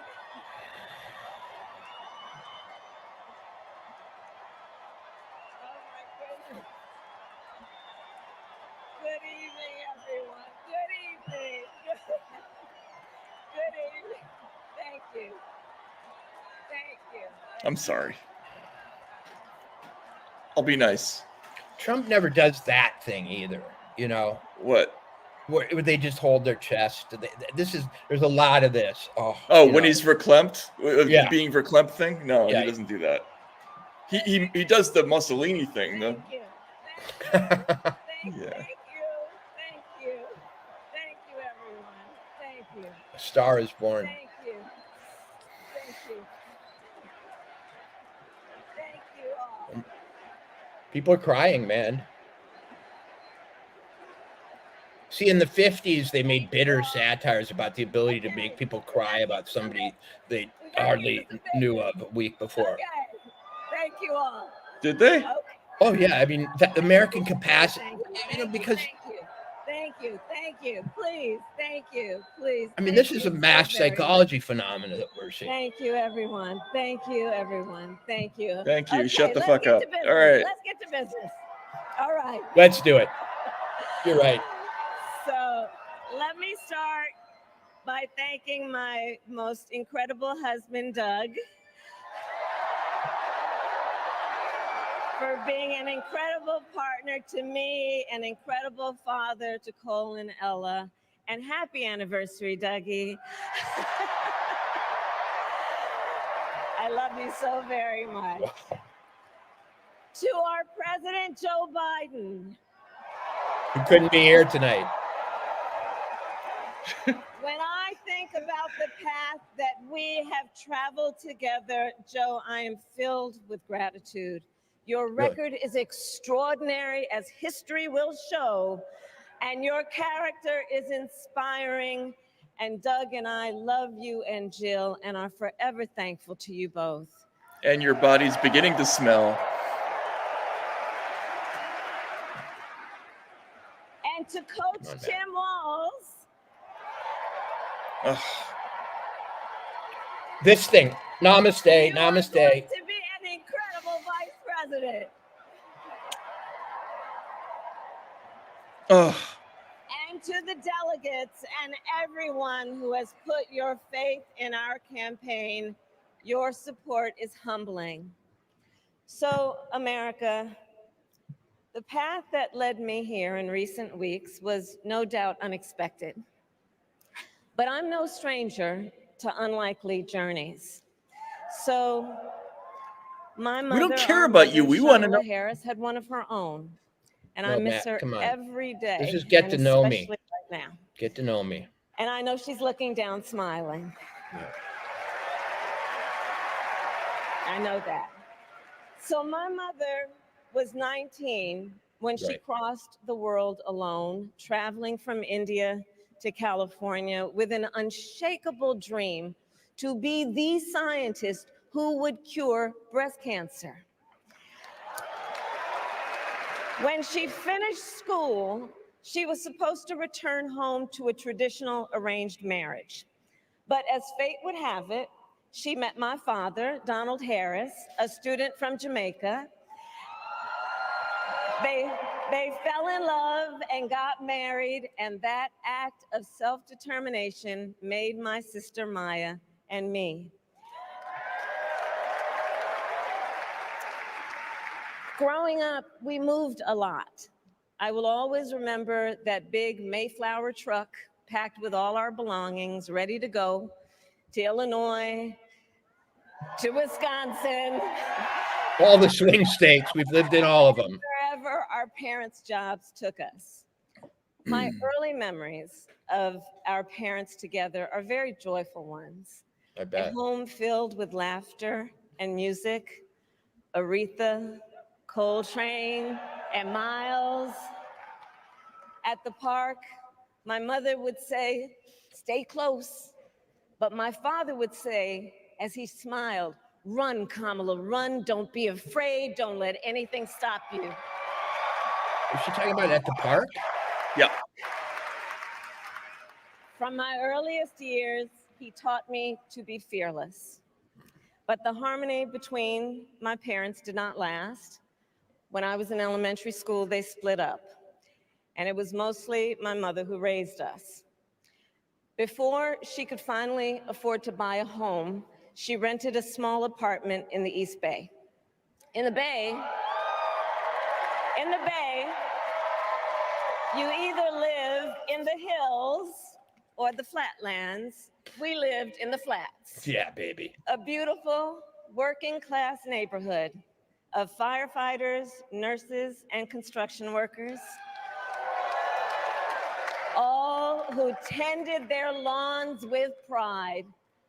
My mother, she worked long hours, and like many working parents, she leaned on a trusted circle to help raise us. Mrs. Shelton, who ran the daycare below us and became a second mother. Uncle Sherman, Aunt Mary, Uncle Freddie, Auntie Chris. None of them family by blood, and all of them family by love.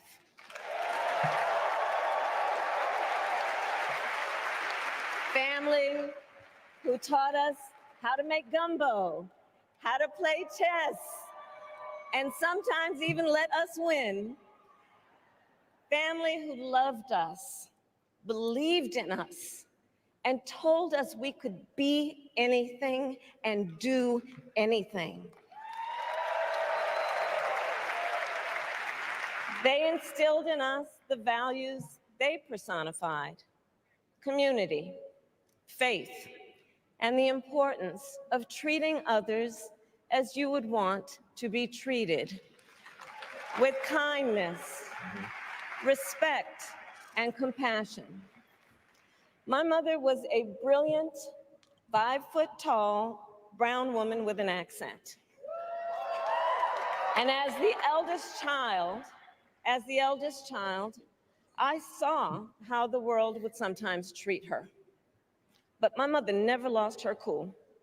She was tough, courageous, a trailblazer in the fight for women's health, and she taught Maya and me a lesson that Michelle mentioned the other night.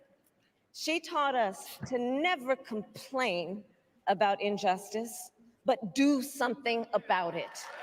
Do something about it.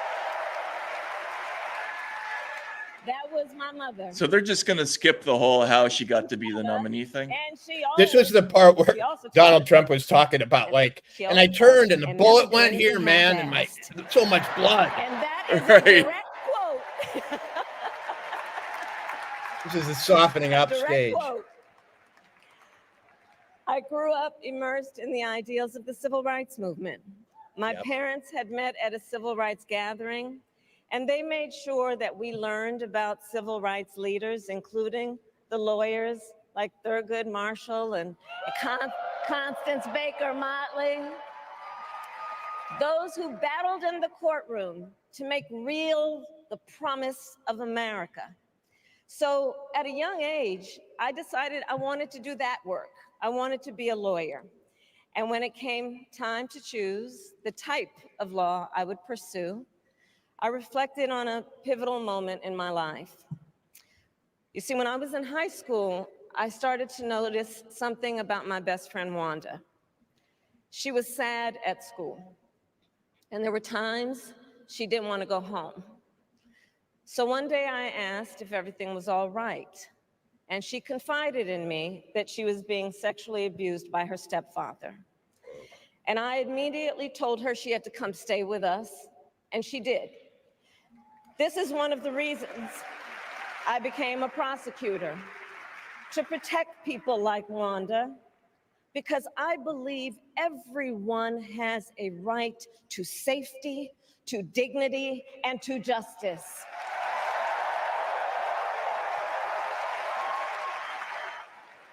As a prosecutor, when I had a case, I charged it not in the name of the victim, but in the name of the people. For a simple reason. In our system of justice, a harm against any one of us is a harm against all of us. Let's see if that makes sense. And I would often explain this to console survivors of crime, to remind them no one should be made to fight alone. We are all in this together. And every day in the courtroom, I stood proudly before a judge and I said 5 words: Kamala Harris for the people. For the people. And to be clear, my entire career, I've only had one client, the people.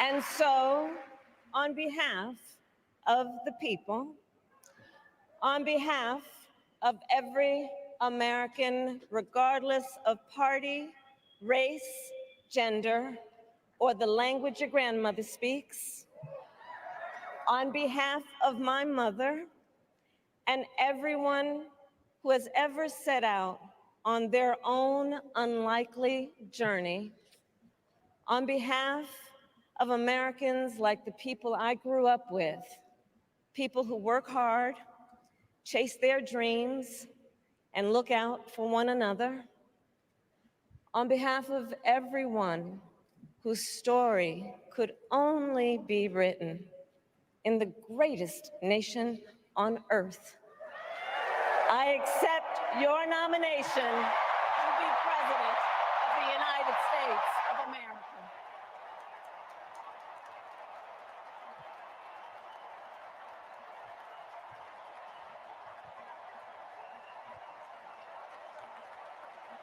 And with this election,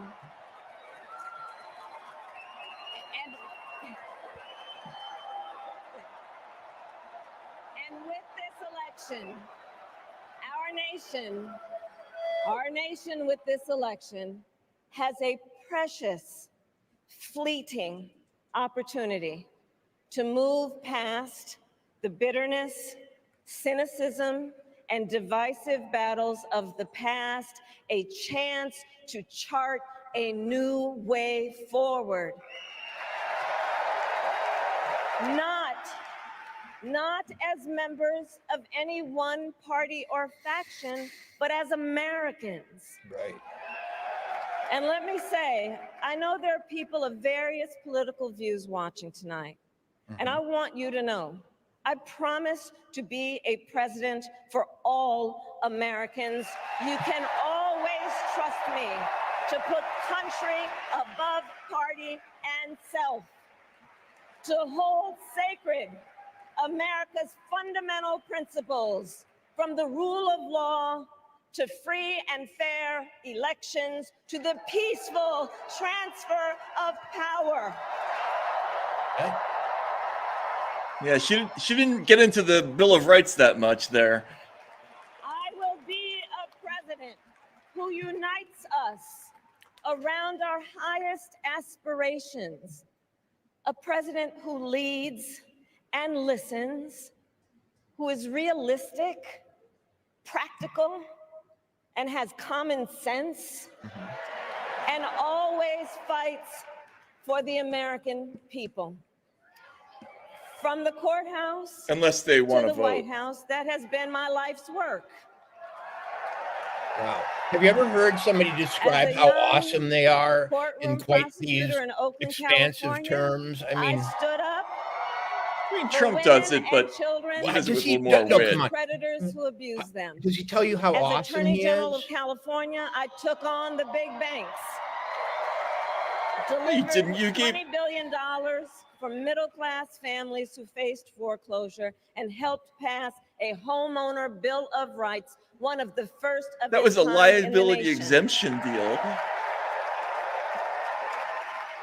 I stood up for veterans and students being scammed by big for-profit colleges, for workers who are being cheated out of their wages, the wages they were due, for seniors. So I get it. facing She's our lawyer. elder Abuse. This I fought Kamala against is the people's cartels lawyer, who okay? traffic in guns Not and the one who- drugs and human beings, who threaten the security of our border and the safety of our So now we've got to communities. hear who's on the other And I will side tell you, of the case. these Okay, you know what I'm fights saying? were not easy. Yep.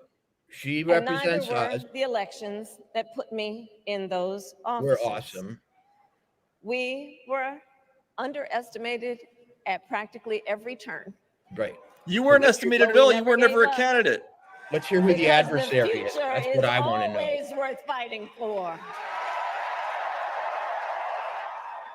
Who is the adversary? That's the fight we are in right now, a fight for America's future. Against what? Fellow Americans, this election is not only the most important of our lives, it is one of the most important in the life of our nation.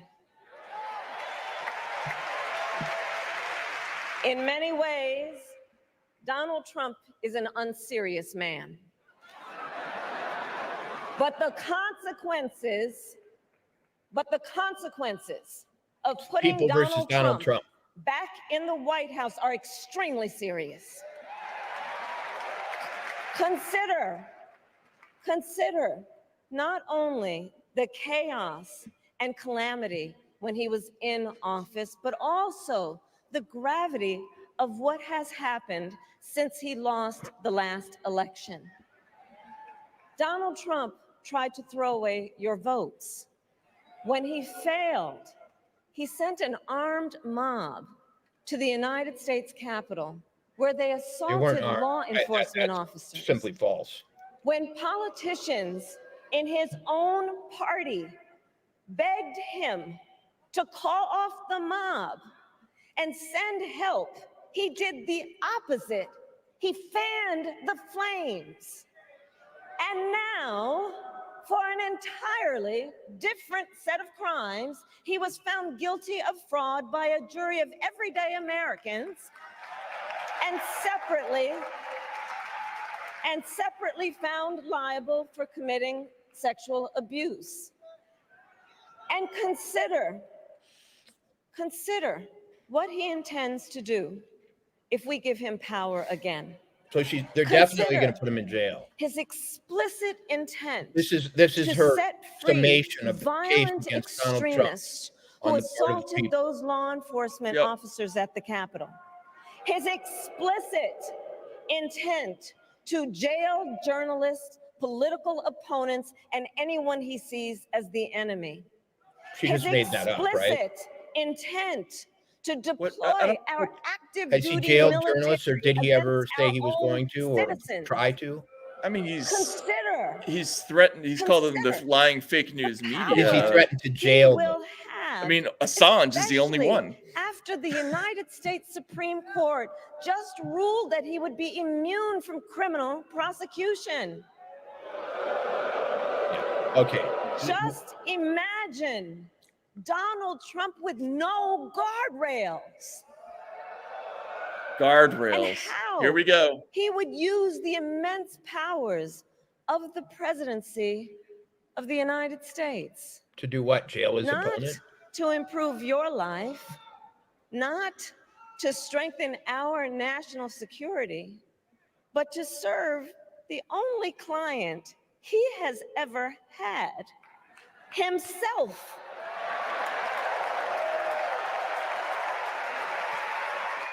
What about the 70 million people who voted for him? We know what a second Trump term would look like. It's all laid out in Project 2025, written by his closest advisors. And its sum total is to pull our country back to the past. But America, we are not going back.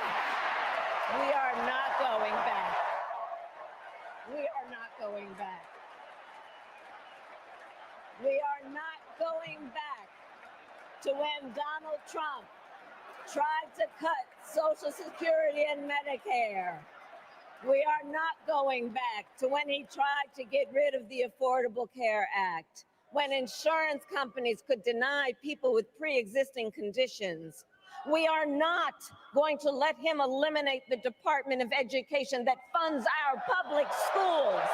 It does not fund our. It doesn't. It does We are not. going to let him end programs like Head Start that provide preschool and childcare for our children. America, we are not going back.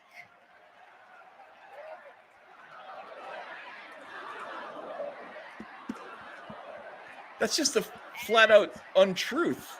We are charting Department of Education pays for my kids' high school and paid for yours, Matt? Forward Well, to a future with a strong and growing middle class. education is a because we local know responsibility. a There are strong middle class matching has always been funds, but that's to not its America's responsibility. It is and building the that consummate middle class local will be a funded, defining goal of my paid for by my presidency. property taxes.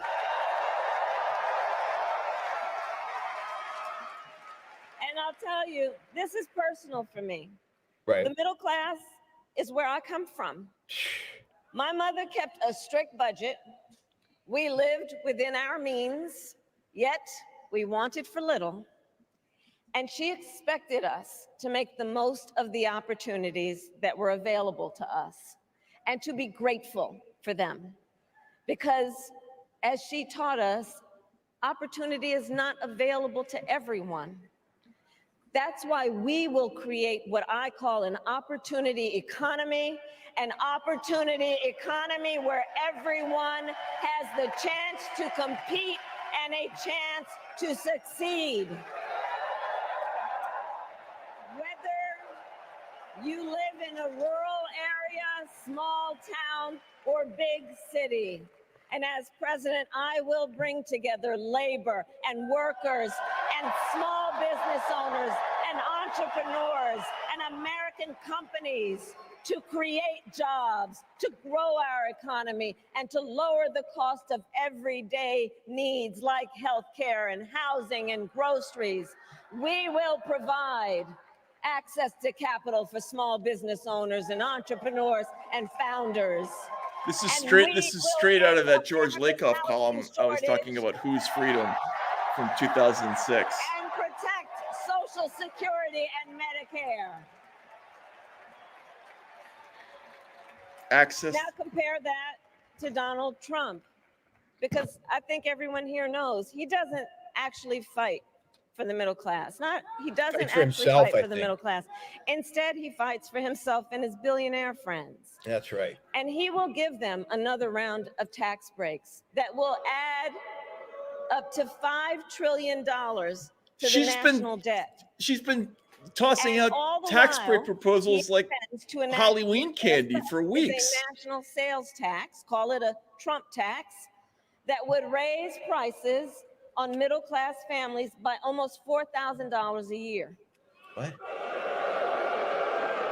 Well, instead of a Trump tax hike, we will pass a middle-class tax cut that will benefit more than 100 million Americans. Okay. But won't that make the thing go up too? I mean, if you're not getting so many taxes. Truly be prosperous unless Americans are fully able to make their own decisions about their own lives, especially on matters of heart and home. But tonight in America, too many women are not able to make those decisions. And let's be clear about how we got here. Donald Trump handpicked members of the United States Supreme Court to take away reproductive freedom. Mm-hmm. And now he brags about it. In his words, quote, "I did it and I'm proud to have done it," end quote. Well, I'll tell you, over the past 2 years, I've traveled across our country, and women have told me their stories. Husbands and fathers have shared theirs. Stories of women miscarrying in a parking lot, developing sepsis, losing the ability to ever again have children, all because doctors are afraid they may go to jail for caring for their patients. Couples just trying to grow their family, cut off in the middle of IVF treatments. Children who have survived sexual assault, potentially being forced to carry a pregnancy to term.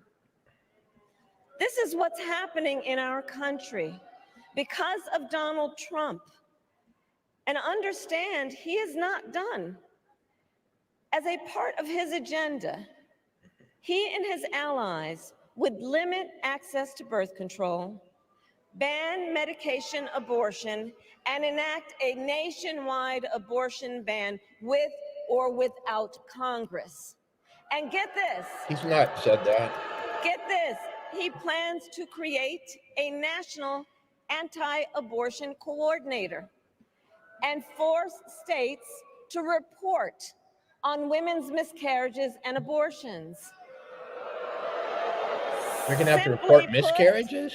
They are out of their minds. Is that real? Sorry, what? Having to report miscarriages to the government? One must ask. I don't know about that one. One must ask, why exactly is it that they don't trust women? Well, we trust women. We trust women. And when Congress passes a bill to restore reproductive freedom, as President of the United States, I will proudly sign it into law. Look, I'm uninformed on the ins and outs of this proposed bill or whatever, look, and the miscarriage. abortion is the one issue where Republicans The are freedom to live safe demonstrable. from gun It's a violence problem in for our them, schools, right? Like, No, I know, but communities, and has Trump not places of kind of like worship. The decided freedom to to set it love who you aside? I love mean, openly and with pride. The well, freedom I think to I think breathe Trump's clean position has air been, hey and man, drink clean Roe v. water Wade and got live free overturned. from the It's pollution in the that state's fuels the hand. climate We're moving crisis. on. I thought. yeah, And the freedom that he said a few unlocks things all the about others, the freedom to being vote. proud of the judges who he nominated, that in the This context of it. election, But he's also said, you know, as we remember from the debate, he talked the about, John Lewis Voting Rights Act and the you know, the morning after pill, not, you know, not going after that. And let me be clear. Let me be clear, this is the Obama-ism. I know the importance of safety and security, especially at our border. Last year, Joe and I brought together Democrats and conservative Republicans to write the strongest border bill in decades. The Border Patrol endorsed it. Right. But Donald Trump believes a border deal would hurt his campaign.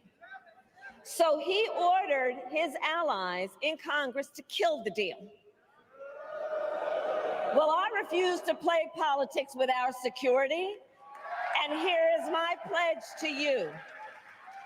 As president, I will bring back the bipartisan border security bill that he killed, and I will sign it into law.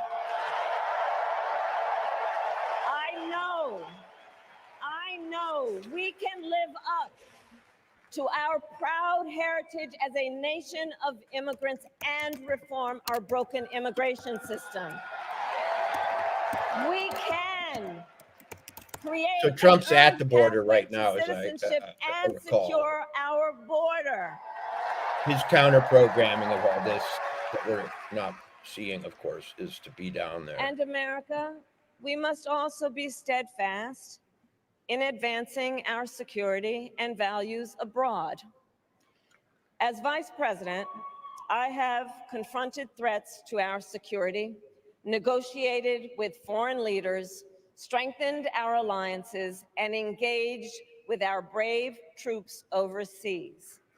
As Commander-in-Chief, I will ensure America always has the strongest, most lethal fighting force in the world. And I will fulfill our sacred obligation to care for our troops and their families, and I will always honor and never disparage their service and their sacrifice. Unless they're flying home from Rome and we have to put them on the quiet skies list. I will make sure that we lead the world into the future on space and artificial intelligence, that America, not China, wins the competition for the 21st century, and that we strengthen, not abdicate, our global leadership. Trump, on the other hand, threatened to abandon NATO. He encouraged Putin to invade our allies. Said Russia could, quote, do whatever the hell they want.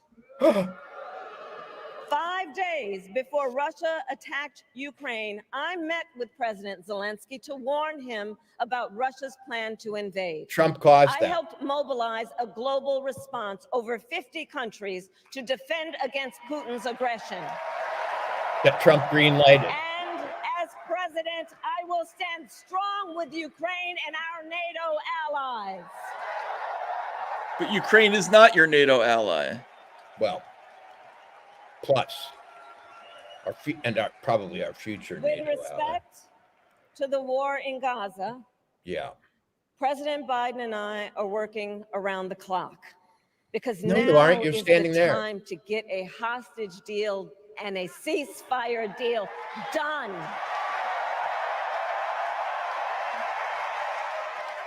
And let me be clear.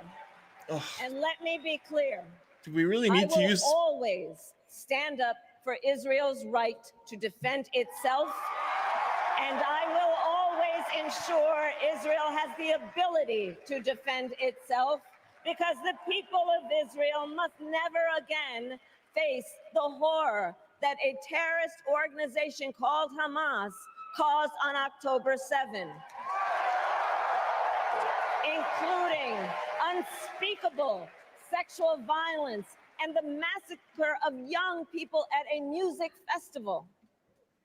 At the same time, what has happened in Gaza over the past 10 months is devastating. So many innocent lives lost. Wow. Desperate, hungry people fleeing for safety over and over again. The scale of suffering is heartbreaking.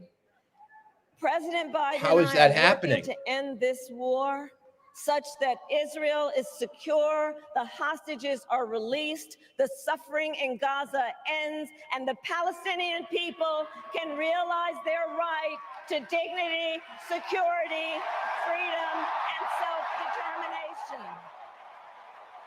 It's mysterious how that's happening. She didn't really specify why they're all running. And know this, I will never hesitate to take whatever action is necessary to defend our forces and our interests against Iran and Iran-backed terrorists. I will not cozy up to tyrants and dictators like Kim Jong-un who are rooting for Trump. Is that true? Because I don't know. they know. Kim Jong-un? He is easy to manipulate with flattery and favors. They know Trump won't hold autocrats accountable because he wants to be an autocrat himself. And as president, I will never waver in defense of America's security and ideals, because in the enduring struggle between democracy and tyranny, I know where I stand and I know where the United States belongs. On the side of tyranny that looks like democracy.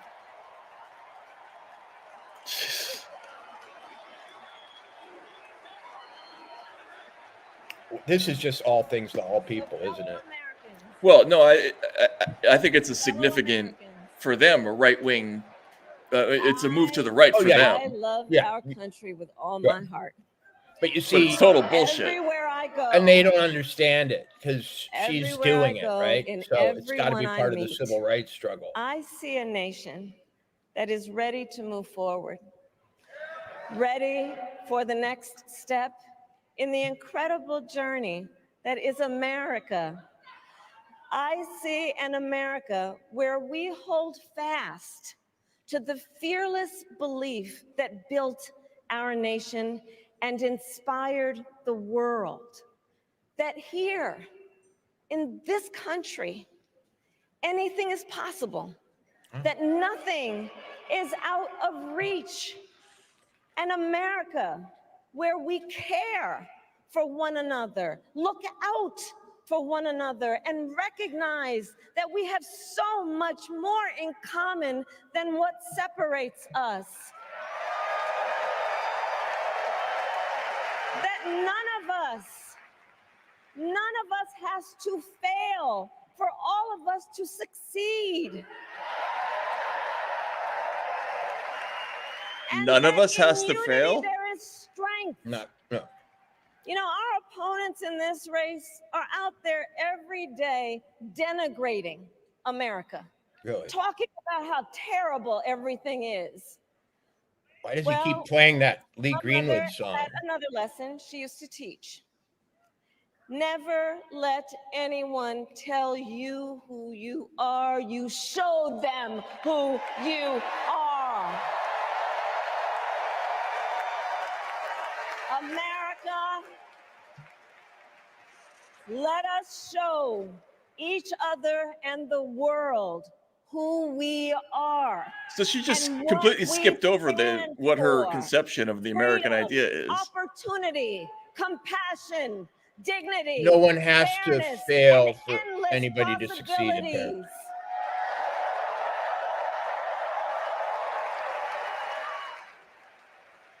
We are the heirs to the greatest democracy in the history of the world. And on behalf of our children and our grandchildren and all those who sacrificed, And I am the first nominee so who dearly received no votes for our freedom since. and liberty, we must be worthy of this moment. It is now our turn to do what generations before us have done, guided by optimism and faith, to fight for this country we love, to fight for the ideals we cherish, and to uphold the awesome responsibility that comes with the greatest privilege on earth, the privilege and pride of being an American. Have you ever been to a poetry slam? This is Yes. like a poetry slam. So let's get out there. Let's fight for it. I've been entertained at poetry slams. Let's vote for it. And together, Yeah, there was no economic plan whatsoever great chapter at in all. the most extraordinary None. story. They told her, don't talk about it. told. Thank you. God bless you, and may God bless the United States of America. That was it. That was just total, except for the abortion part. The abortion it was, part, it was total policy-free. horseshit. It was from policy the- free. It's like, we're going to be caring and tough. We're going to save Gaza and let Israel do whatever the hell it wants. We're going to, let's see, what other cake and eat it two things are we going to do? We care for each other. Yeah, people are going to succeed without anybody else failing. But they're going to compete. It's going to be an opportunity thing. They told her to get rid of that equal results business that everybody, the equity thing. But she ran on that. I mean, that's she believes But that you're implicitly. right. It had a right-wing tone. It really did. Well, especially on the Israel thing. I mean, that was a big, big shift for her. Right.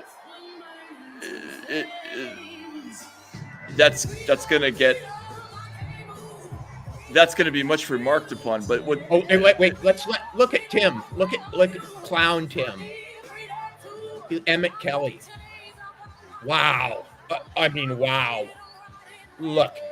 Oh, wow.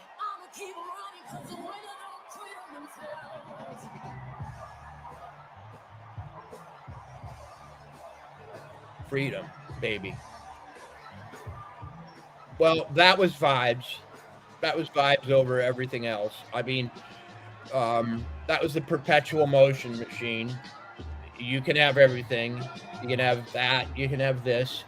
There was only really one obstacle to this utopian vision, and that's Donald Trump. That is people who will not vote for us. Well, but it's Donald Trump. Right. They've personalized the enemy in a way that is almost unprecedented to me. They didn't really identify a sector of society or of the population as opposed to them. She didn't really go against billionaires. Well, Trump and his billionaire friends. Look, here's what I'll say. That speech was very carefully written. Yes. And it was designed to stay away from describing actually what they are politically. Well, she talked about showing us who you are. Well, we're a party that just nominated someone without a vote. We're a party that's trying to put our opponent in jail, that's suing to keep everybody off the ballot in every state. That believes in censorship, that's created vast new bureaucracies to put people, to keep people off the internet, to control opinion management. Our opposite numbers in England are now putting people in jail for speech. They're detaining journalists.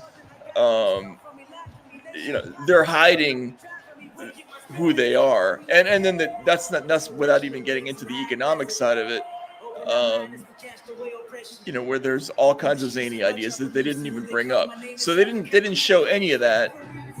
It was a recognition that they have some weaknesses, which I think is interesting.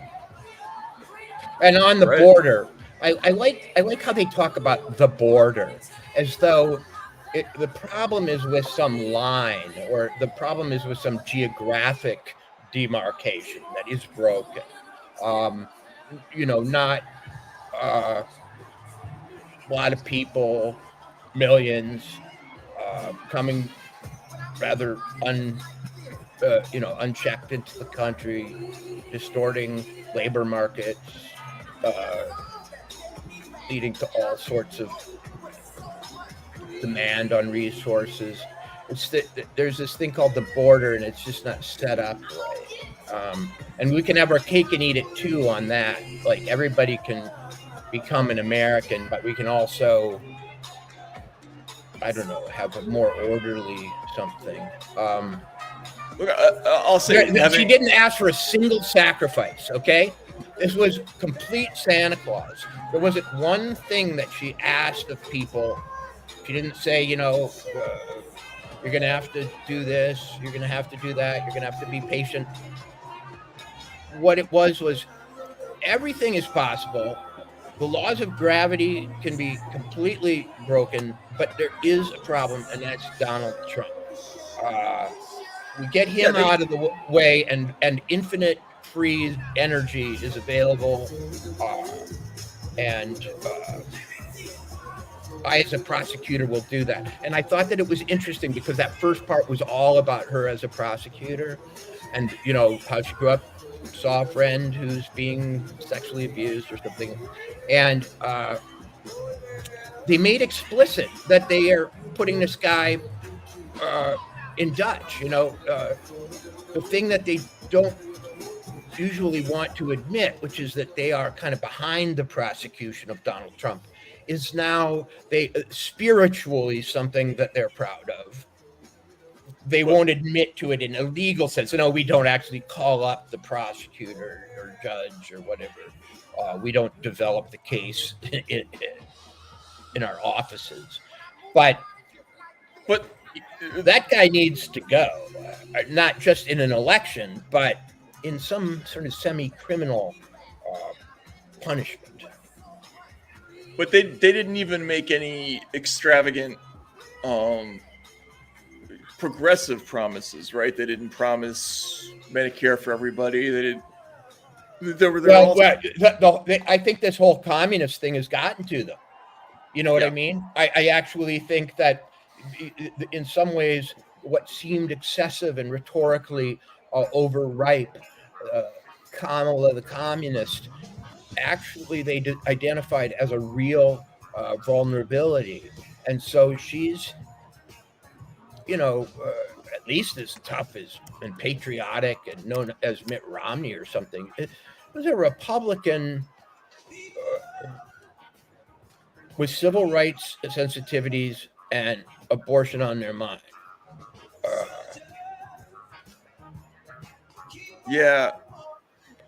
The question for somebody who didn't get any votes and came through this strange process and has emerged out of a kind of enigmatic obscurity over the last few years. She gave very little, aside from biographical information, very little information about what she'd do. Almost zero, in fact. Zero.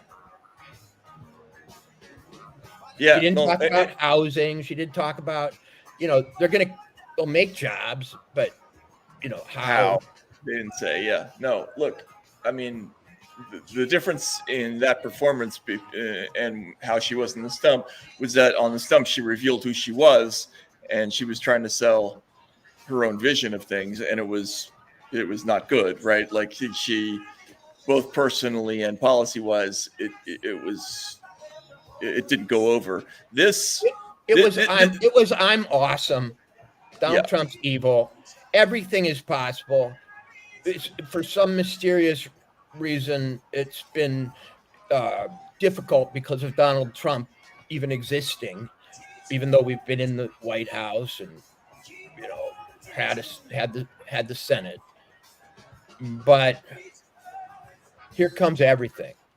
Yeah, and the whole thing about how our opponents have been complaining about how bad things are. She's been doing the same thing. Prices are up 50%, and we got to do something to make life easier for ordinary people. Times are tough. Like, obviously, they're trying to have their cake and eat it too. It was the all things to all people. Have your cake and eat it too. A kind of but it was not like Carter-esque or kind of zero sum or class conflict. I mean, they pretty much eliminated how can I put it?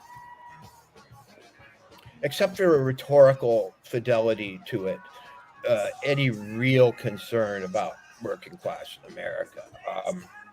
Head Start, I guess, and keeping that awesome school system that's doing wonders for our literacy rates. She didn't admit there were any problems really, except for Donald Trump. Yeah.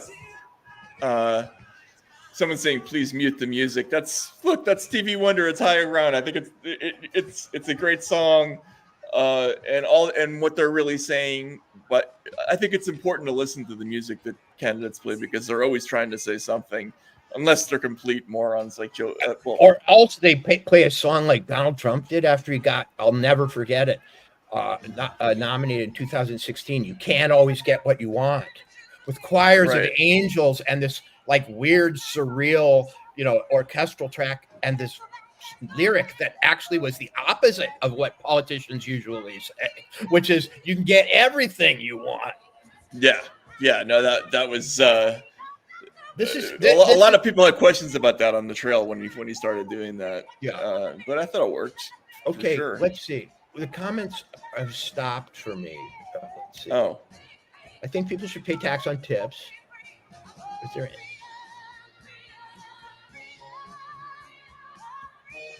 Wait. Yeah, the funniest one I remember was Joe Lieberman playing "Start Me Up" as his campaign song, not realizing that the last line is "You make a dead man come." It's all downhill for Bob Johnson, who sounds like he's from my home state of Minnesota, where everybody's named Bob Johnson, says it's all downhill from here. And that's the question, Matt, because they close up these stadiums really quickly after that speech. It's going to be dark there in an hour, and it's going to be flattened plastic cups. And I don't know on what basis she goes out now, except as an extremely awesome person. I have no idea what. They're having a rabbi do a benediction. Oh, and right. Yeah. No. Look, there's nothing they can run on except an image of a perfect politician in a perfect world. But that will still get better somehow. I'm going to read a few of the comments because I have to refresh my brain. I'm in a rut here. Let's see. Let us pray. God brought us out of the narrow place of oppression to freedom. Let's remember the treacherous road our ancestors traveled to freedom, their sacrifice and resolve to bring a better, more inclusive world. We stand on their shoulders to declare, we are not going back. What the fuck is that? Really, what are they talking about? To what? Give us the courage to imagine the world as you do, where everyone has the opportunity to thrive, where diversity brings strength, not weakness, and where all have the right to make the choices for their own bodies.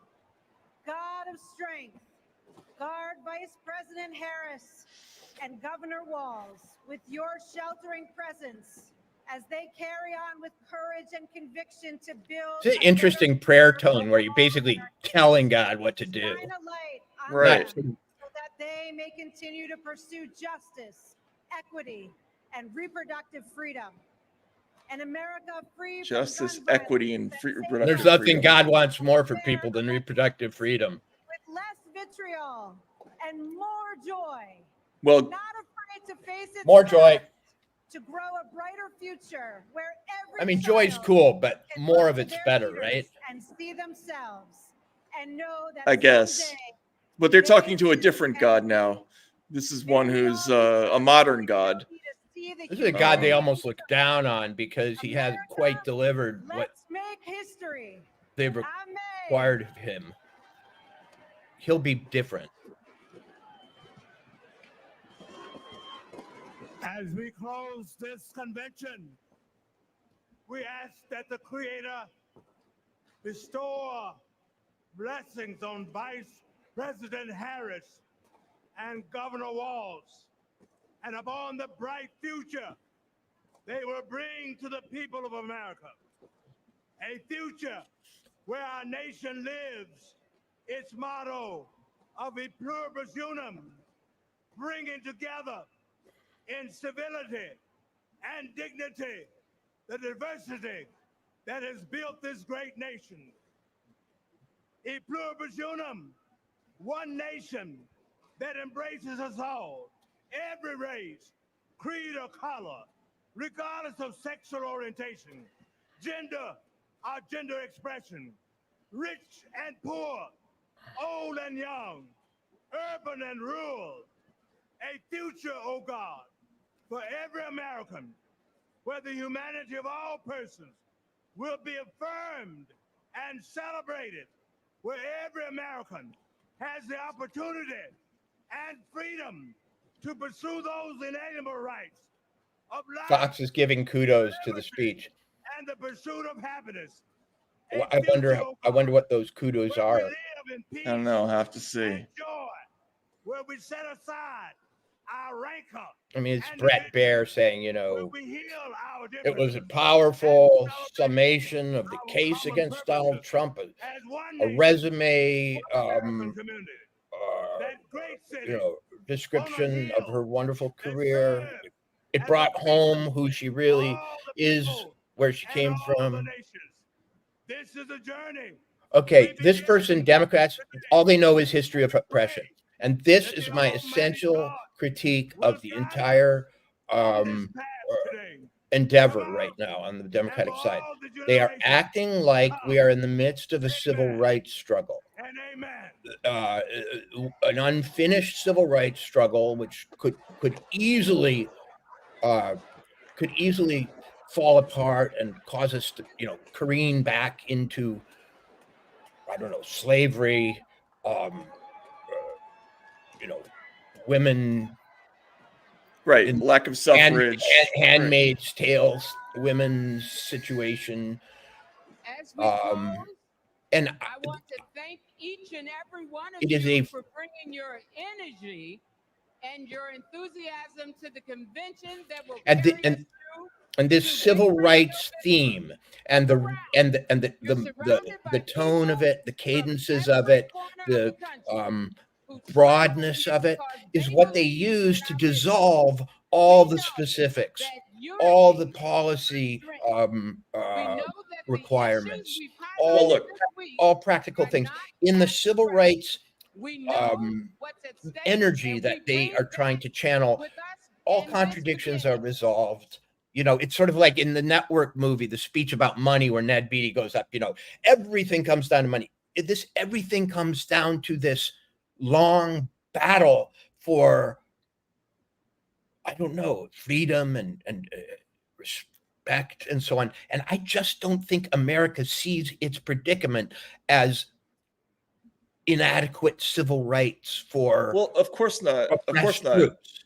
And Walter, this is my take on this is the whole idea that, you know, a country that just elected a black president twice, and in some of the, you know, just by districts that traditionally you would never have thought would vote that way. It was a historic sort of recognition that we were making progress, and that, you know, a lot of our worst days were behind us. That when Trump got elected, the reality of that story was the government had been performing badly for a long time. There was a whole sector of society that had been left unattended to, been screwed over, lied to, and not just white rural America, like, you know, lots of people across the spectrum. That's why we saw it in an uprising, you know, on the Democratic side too.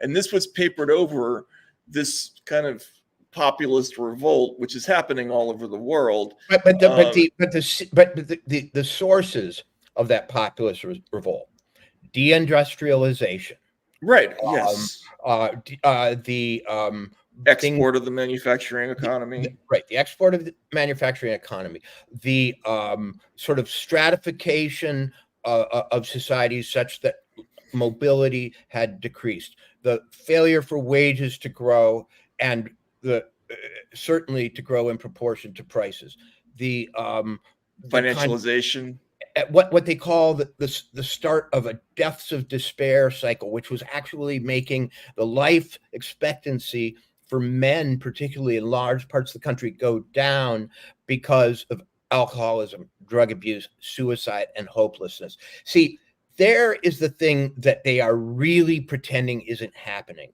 and that I am very sensitive to, because, you know, in some ways I'm somebody who looks, I don't think about what should be, I see what's around me. And hopelessness, a sense of stuckness, a sense of how will I get there? How will I get that house? How will I pay for it?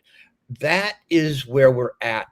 We're not trying to integrate the buses of Selma, Alabama. I have no other way to say it. We are not the great pent up need of Americans to, you know, have sex in different ways that back in the ultra Christian past were not, you know, were frowned on. That's not the Americans don't care about that. I mean, come on, there's no huge segment of American society the problem with the civil rights movement is it could never declare victory. You know, it became a permanent form of harvesting political energy past the point where anybody needed those answers. They'd started to need new ones, like, how am I going to get a foothold? How am I going to, you know, provide housing? I mean, this is a country where there have never been so many homeless in many places. Totally unmentioned. I mean, for a Democratic candidate not to talk about the homeless, not to talk about poverty issues, not to talk about the fact that, you know, like I saw the other day, Americans are going to like go into some kind of massive debt to buy school supplies in this fall, is very strange. I think it was a speech for white women. Well, yeah. So for affluent white women, they paper over this whole gigantic explosion of discontent that ends up electing Donald Trump. But as we've seen all around the world, it's elected all kinds of different people who just aren't regular politicians, because people are just pissed, right? They're angry. Life isn't working. And she did not actually speak really to the predicament of Black Americans right now. You know, not at all. I have a friend, a good friend, who works, a wealthy guy at the end of his sort of career, who works in charities in New York City and has for a long time, and it has a big organization, and his wife has a big organization to bring people out of gangs, to bring more nutritious food to poor neighborhoods and so on. And what he tells me is that in New York City, the impact of the immigration surge on Black communities has been crushing. That even the ability to get to get to the head of the line for services has been absolutely smashed. That there is not enough to go around. Immigrants are at the head of the line legally, and in terms of political will, they are preferred over the American poor at the moment, and have he was telling me about a software program that they have in their sort of social services philanthropy that shows addresses and names of people who kind of need their services. And he was saying that the people, the so-called new Americans, who they bundle a certain way, the immigrants, are they have addresses, they've got housing for them, but the Black Americans living in New York City who are in this same economic distress are homeless. There are a lot of things going on in this country right now that you don't want to see, and that they don't see, and that they did not even mention. And for them not to mention them when they are traditionally the people most concerned with those groups was interesting. This was it's okay, Republicans. I just, I want everything you guys have always wanted, and we're militarily aggressive and strong, and NATO and and we're opportunity and etc. But this was not. I'm going to fight for the. It was a sentimental civil rights speech, but it was not a practical one. It didn't talk about. Of course not, because there was not a civil. Look, not that racism has been conquered in this country, but oh God, this is C-SPAN is doing this. All right, I'm not even. We're gonna remove C-SPAN. Is Brian Lamb dead? Where did Brian Lamb die? I don't know. He wouldn't. But look, the Trump movement, like every other populist movement around the world, is a throw the bums out movement. All right. At its core, that's what it is. It's we don't like the way you're doing things. Y'all got to go.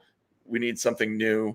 Right. And that's why there was this incredible energy that didn't need to be bought, like in the same way that votes were in the past. So they papered it over.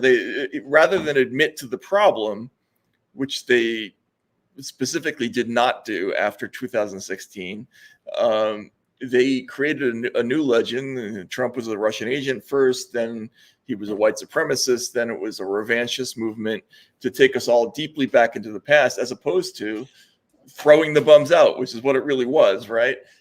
And so they're just putting a bow on a message that they've had to maintain to keep people's eyes off what's actually happening.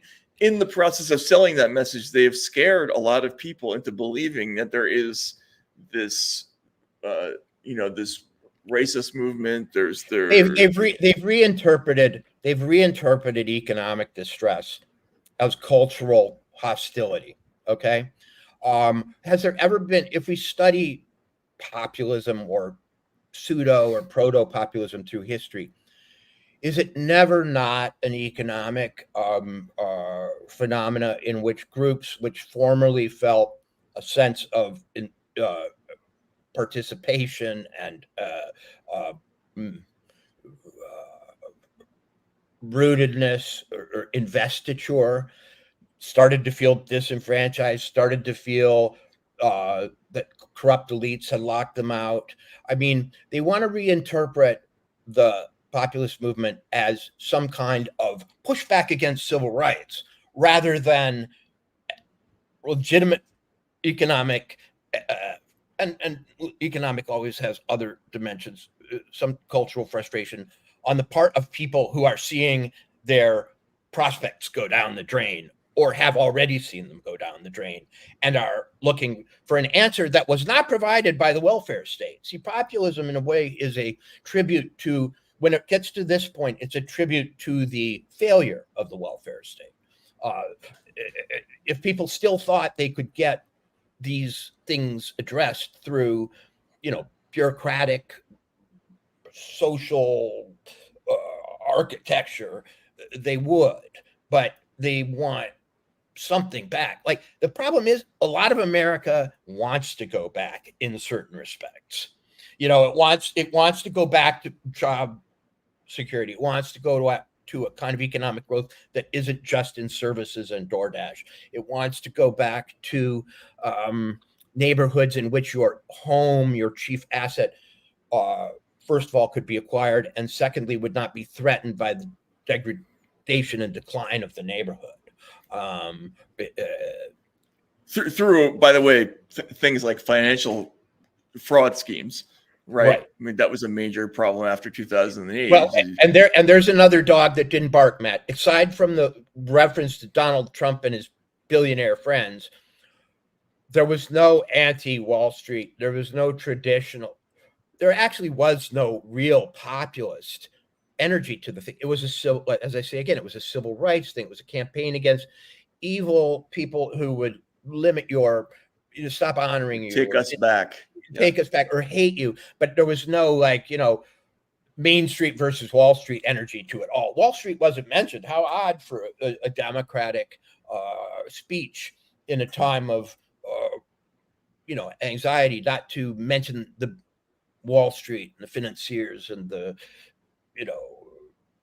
that. Well, I mean, Wall Street is the Democratic Party now. I mean, they used to be kind of down the middle. They used to kind of vote Republican, but socially they were Democrats.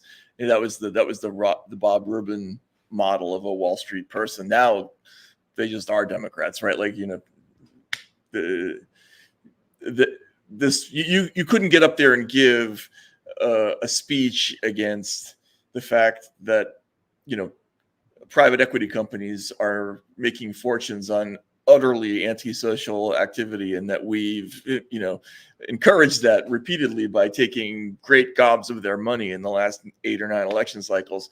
They're not going to talk about that stuff. So they invented this other thing that has to have an enemy. Everything is Donald Trump's fault.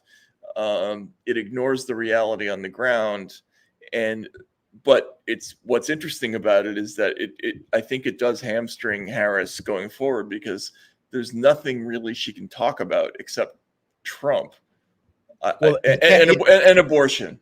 Yeah, abortion. But that was my point earlier. On what basis does she come out of this convention with a message that is anything other than I'm awesome? I represent a new plateau for the civil rights movement that will lead to an even higher set of achievements in terms of honoring and vibes. They've told her to abandon economic specificity. They've told her not to look at crime. There was no mention of crime, even notional. You were crumbling infrastructure, anything. Safer streets. Yes, there was no invest in America. That was missing too. That's a usual Democratic mainstay. We're going to build our roads, whatever. Right. That was bridges. There was and there was no green energy. The green thing seems to have just gone poof. You know what I mean? No climate crisis, no environmentalism, no clean water, no clean air. That was gone. To me, that signals that they're looking at the polls and that they see that they have to tack in a certain direction, and they're making a calculated decision that core Democratic voters who may feel very strongly, for instance, about the Israel-Palestine Gaza situation, they're going to vote for her anyway, right? Where do they have to go? Where do they have to go? Which is the same decision that Clinton made in '92 when he started taking money from Wall Street. and they changed and voted for NAFTA and did all those things. But there look, are a lot of religions that they could have co-starred in that prayer, other than Judaism. There was not, you know what I mean. The Baptist preacher was a given, but there were no Muslim. They didn't mention trans rights content. There was no, yeah. They're back off the trans thing a little bit. That's not that's going well. Well, look, you could either say that this is a smart speech, or you could say that it's an admission that they're going to have to run purely on optics, theatrics, stage value, celebrity power. I don't know that that's going to work for them.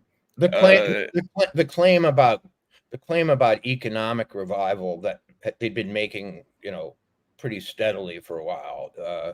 We brought jobs back, came from the valley of death in the pandemic, to build a better economy. That was out of there too. There was no, I'm going to build 2 million homes. There was no, the prices were going to go down somehow, but not necessarily through price controls. Here's my I know it's getting late for everybody. My final observation about this whole DNC. What happened to Beyonce?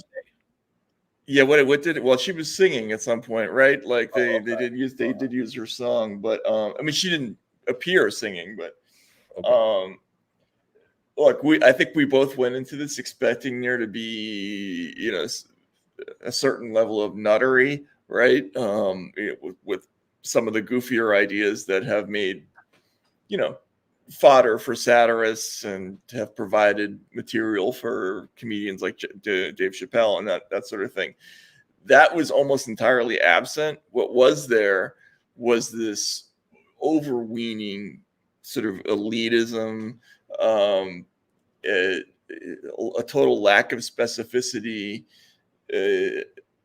lack of spontaneity, and a message that is almost completely it has no core to it, but is stage managed very well. So there's no what they call attack surface here. What do you attack here? Freedom. What do you attack? Opportunity. What are the Republicans to go against here? Well, I think they're gonna go against their actual record, which I think is the problem. This reminds me of when parties realize that they have to recapture their own voters, and who they're losing a certain part of their own demographic. So they start saying things that are designed to reassure some of them that they can come back, right? That they're not unelectable. I think what they're really offering is the first female president, and that's kind of enough. She's a little girl who grew up, and her mom wanted to cure breast cancer and etc. This is the first. They acted as though all voters are women voters. Men are going to watch this, Tim's for the men, I guess, and I think that's not going to work particularly. But the men weren't in the real room here. No, they weren't. They were like in every movie, they appear as villains. Right. You know what I mean? And yeah, that speech was not for men. It to the extent that it was. The idea is that men are supposed to play a different role in this new America that we're building. It was for new men. It was for white dudes for Harris. It was for guys who go off to their finance job. And are a little quiet when they get home and ask, can they do the dishes again or something? But right, but then they go upstairs and watch BDSM videos and right. Yeah, I think this was it wasn't a terribly entertaining convention for people like you and me, but I think it was it unnerved me quite a lot, and it was an announcement that they don't feel like they have to do regular politics anymore. They don't have to, right. You know what I mean? And if they're right about that, then we're in a new place in America where, voting doesn't really terribly matter a whole lot. We're going to get people over the finish line just by saying vague shit and controlling the media and lying about our opponent and creating uplift, a joy, right? Well, the appearance of it. I don't believe that there really is that whole thing. But so my posture for the remainder of the election is going to be this. It's going to be that of the realist, okay? Not because I believe that one will win out over the other, but because I think there needs to be a kind of advocate in this debate for the notion that the real circumstances of Americans, which are in many cases quite stressful, incredibly stressful, and the anxieties which are quite practical and rooted in economic change and realities, are going to pressure this thing really strongly. That's kind of my position going forward. I think that in the war of vibes versus inflation, vibes aren't going to do as well as they think, because number one, they don't last. They're transient. Number two, they begin to insult one's sense of reality. Number three, they also are a little scary in the sense that they don't give you any structure for imagining the future. It's just like, say, well, just take another hit of the, if you start coming down, just take another hit, man. But you go like, what do I do when the joy stops working? And so the joy thing, all I feel about it is fuck joy. The people who are praising this speech are thinking about it in conventional political terms, and they're not thinking rationally about how people are going to react emotionally to it. I watched that speech, and incoherently, I felt a sort of rage building up in the middle of it. It was noticed on the comments. Matt's angry. Was it? Yeah. Oh, yeah. Matt's going to burst the vein. And I'm like, I thought I could read Matt, but he doesn't look that angry. But now you're reporting that you were. Yeah. But then as she started winding up, I realized this is just all part of this grand story that they've cooked up to avoid dealing with things for 8 years, and they've gone through every conceivable lie. All of them have been exhausted. They don't have any mileage they can get out of them anymore. So they've been reduced to just saying words at us like freedom, joy. Right. We won't go back. Like, fuck you. Cut this. Actually ask for my vote. Tell me what you're going to do. Don't give me another, come on. And that offends me. And I don't even have like real problems compared to most people. I'm sure there are people out there who are gonna watch that and they're gonna want to, throw their TVs out the window. In terms of our abiding theme of the sort of ominous descent of the control dome, surveillance, message control, free speech, all these other things. So that she didn't talk about disinformation, which was refreshing, but my sense is that if what you're offering is joy, if what you're offering is freedom, if what you're offering is an ultimate moral kind of uplift in the civil rights sense, you're going to need a lot of discourse control, because people will get frustrated, people starting to spout off, people started to get angry.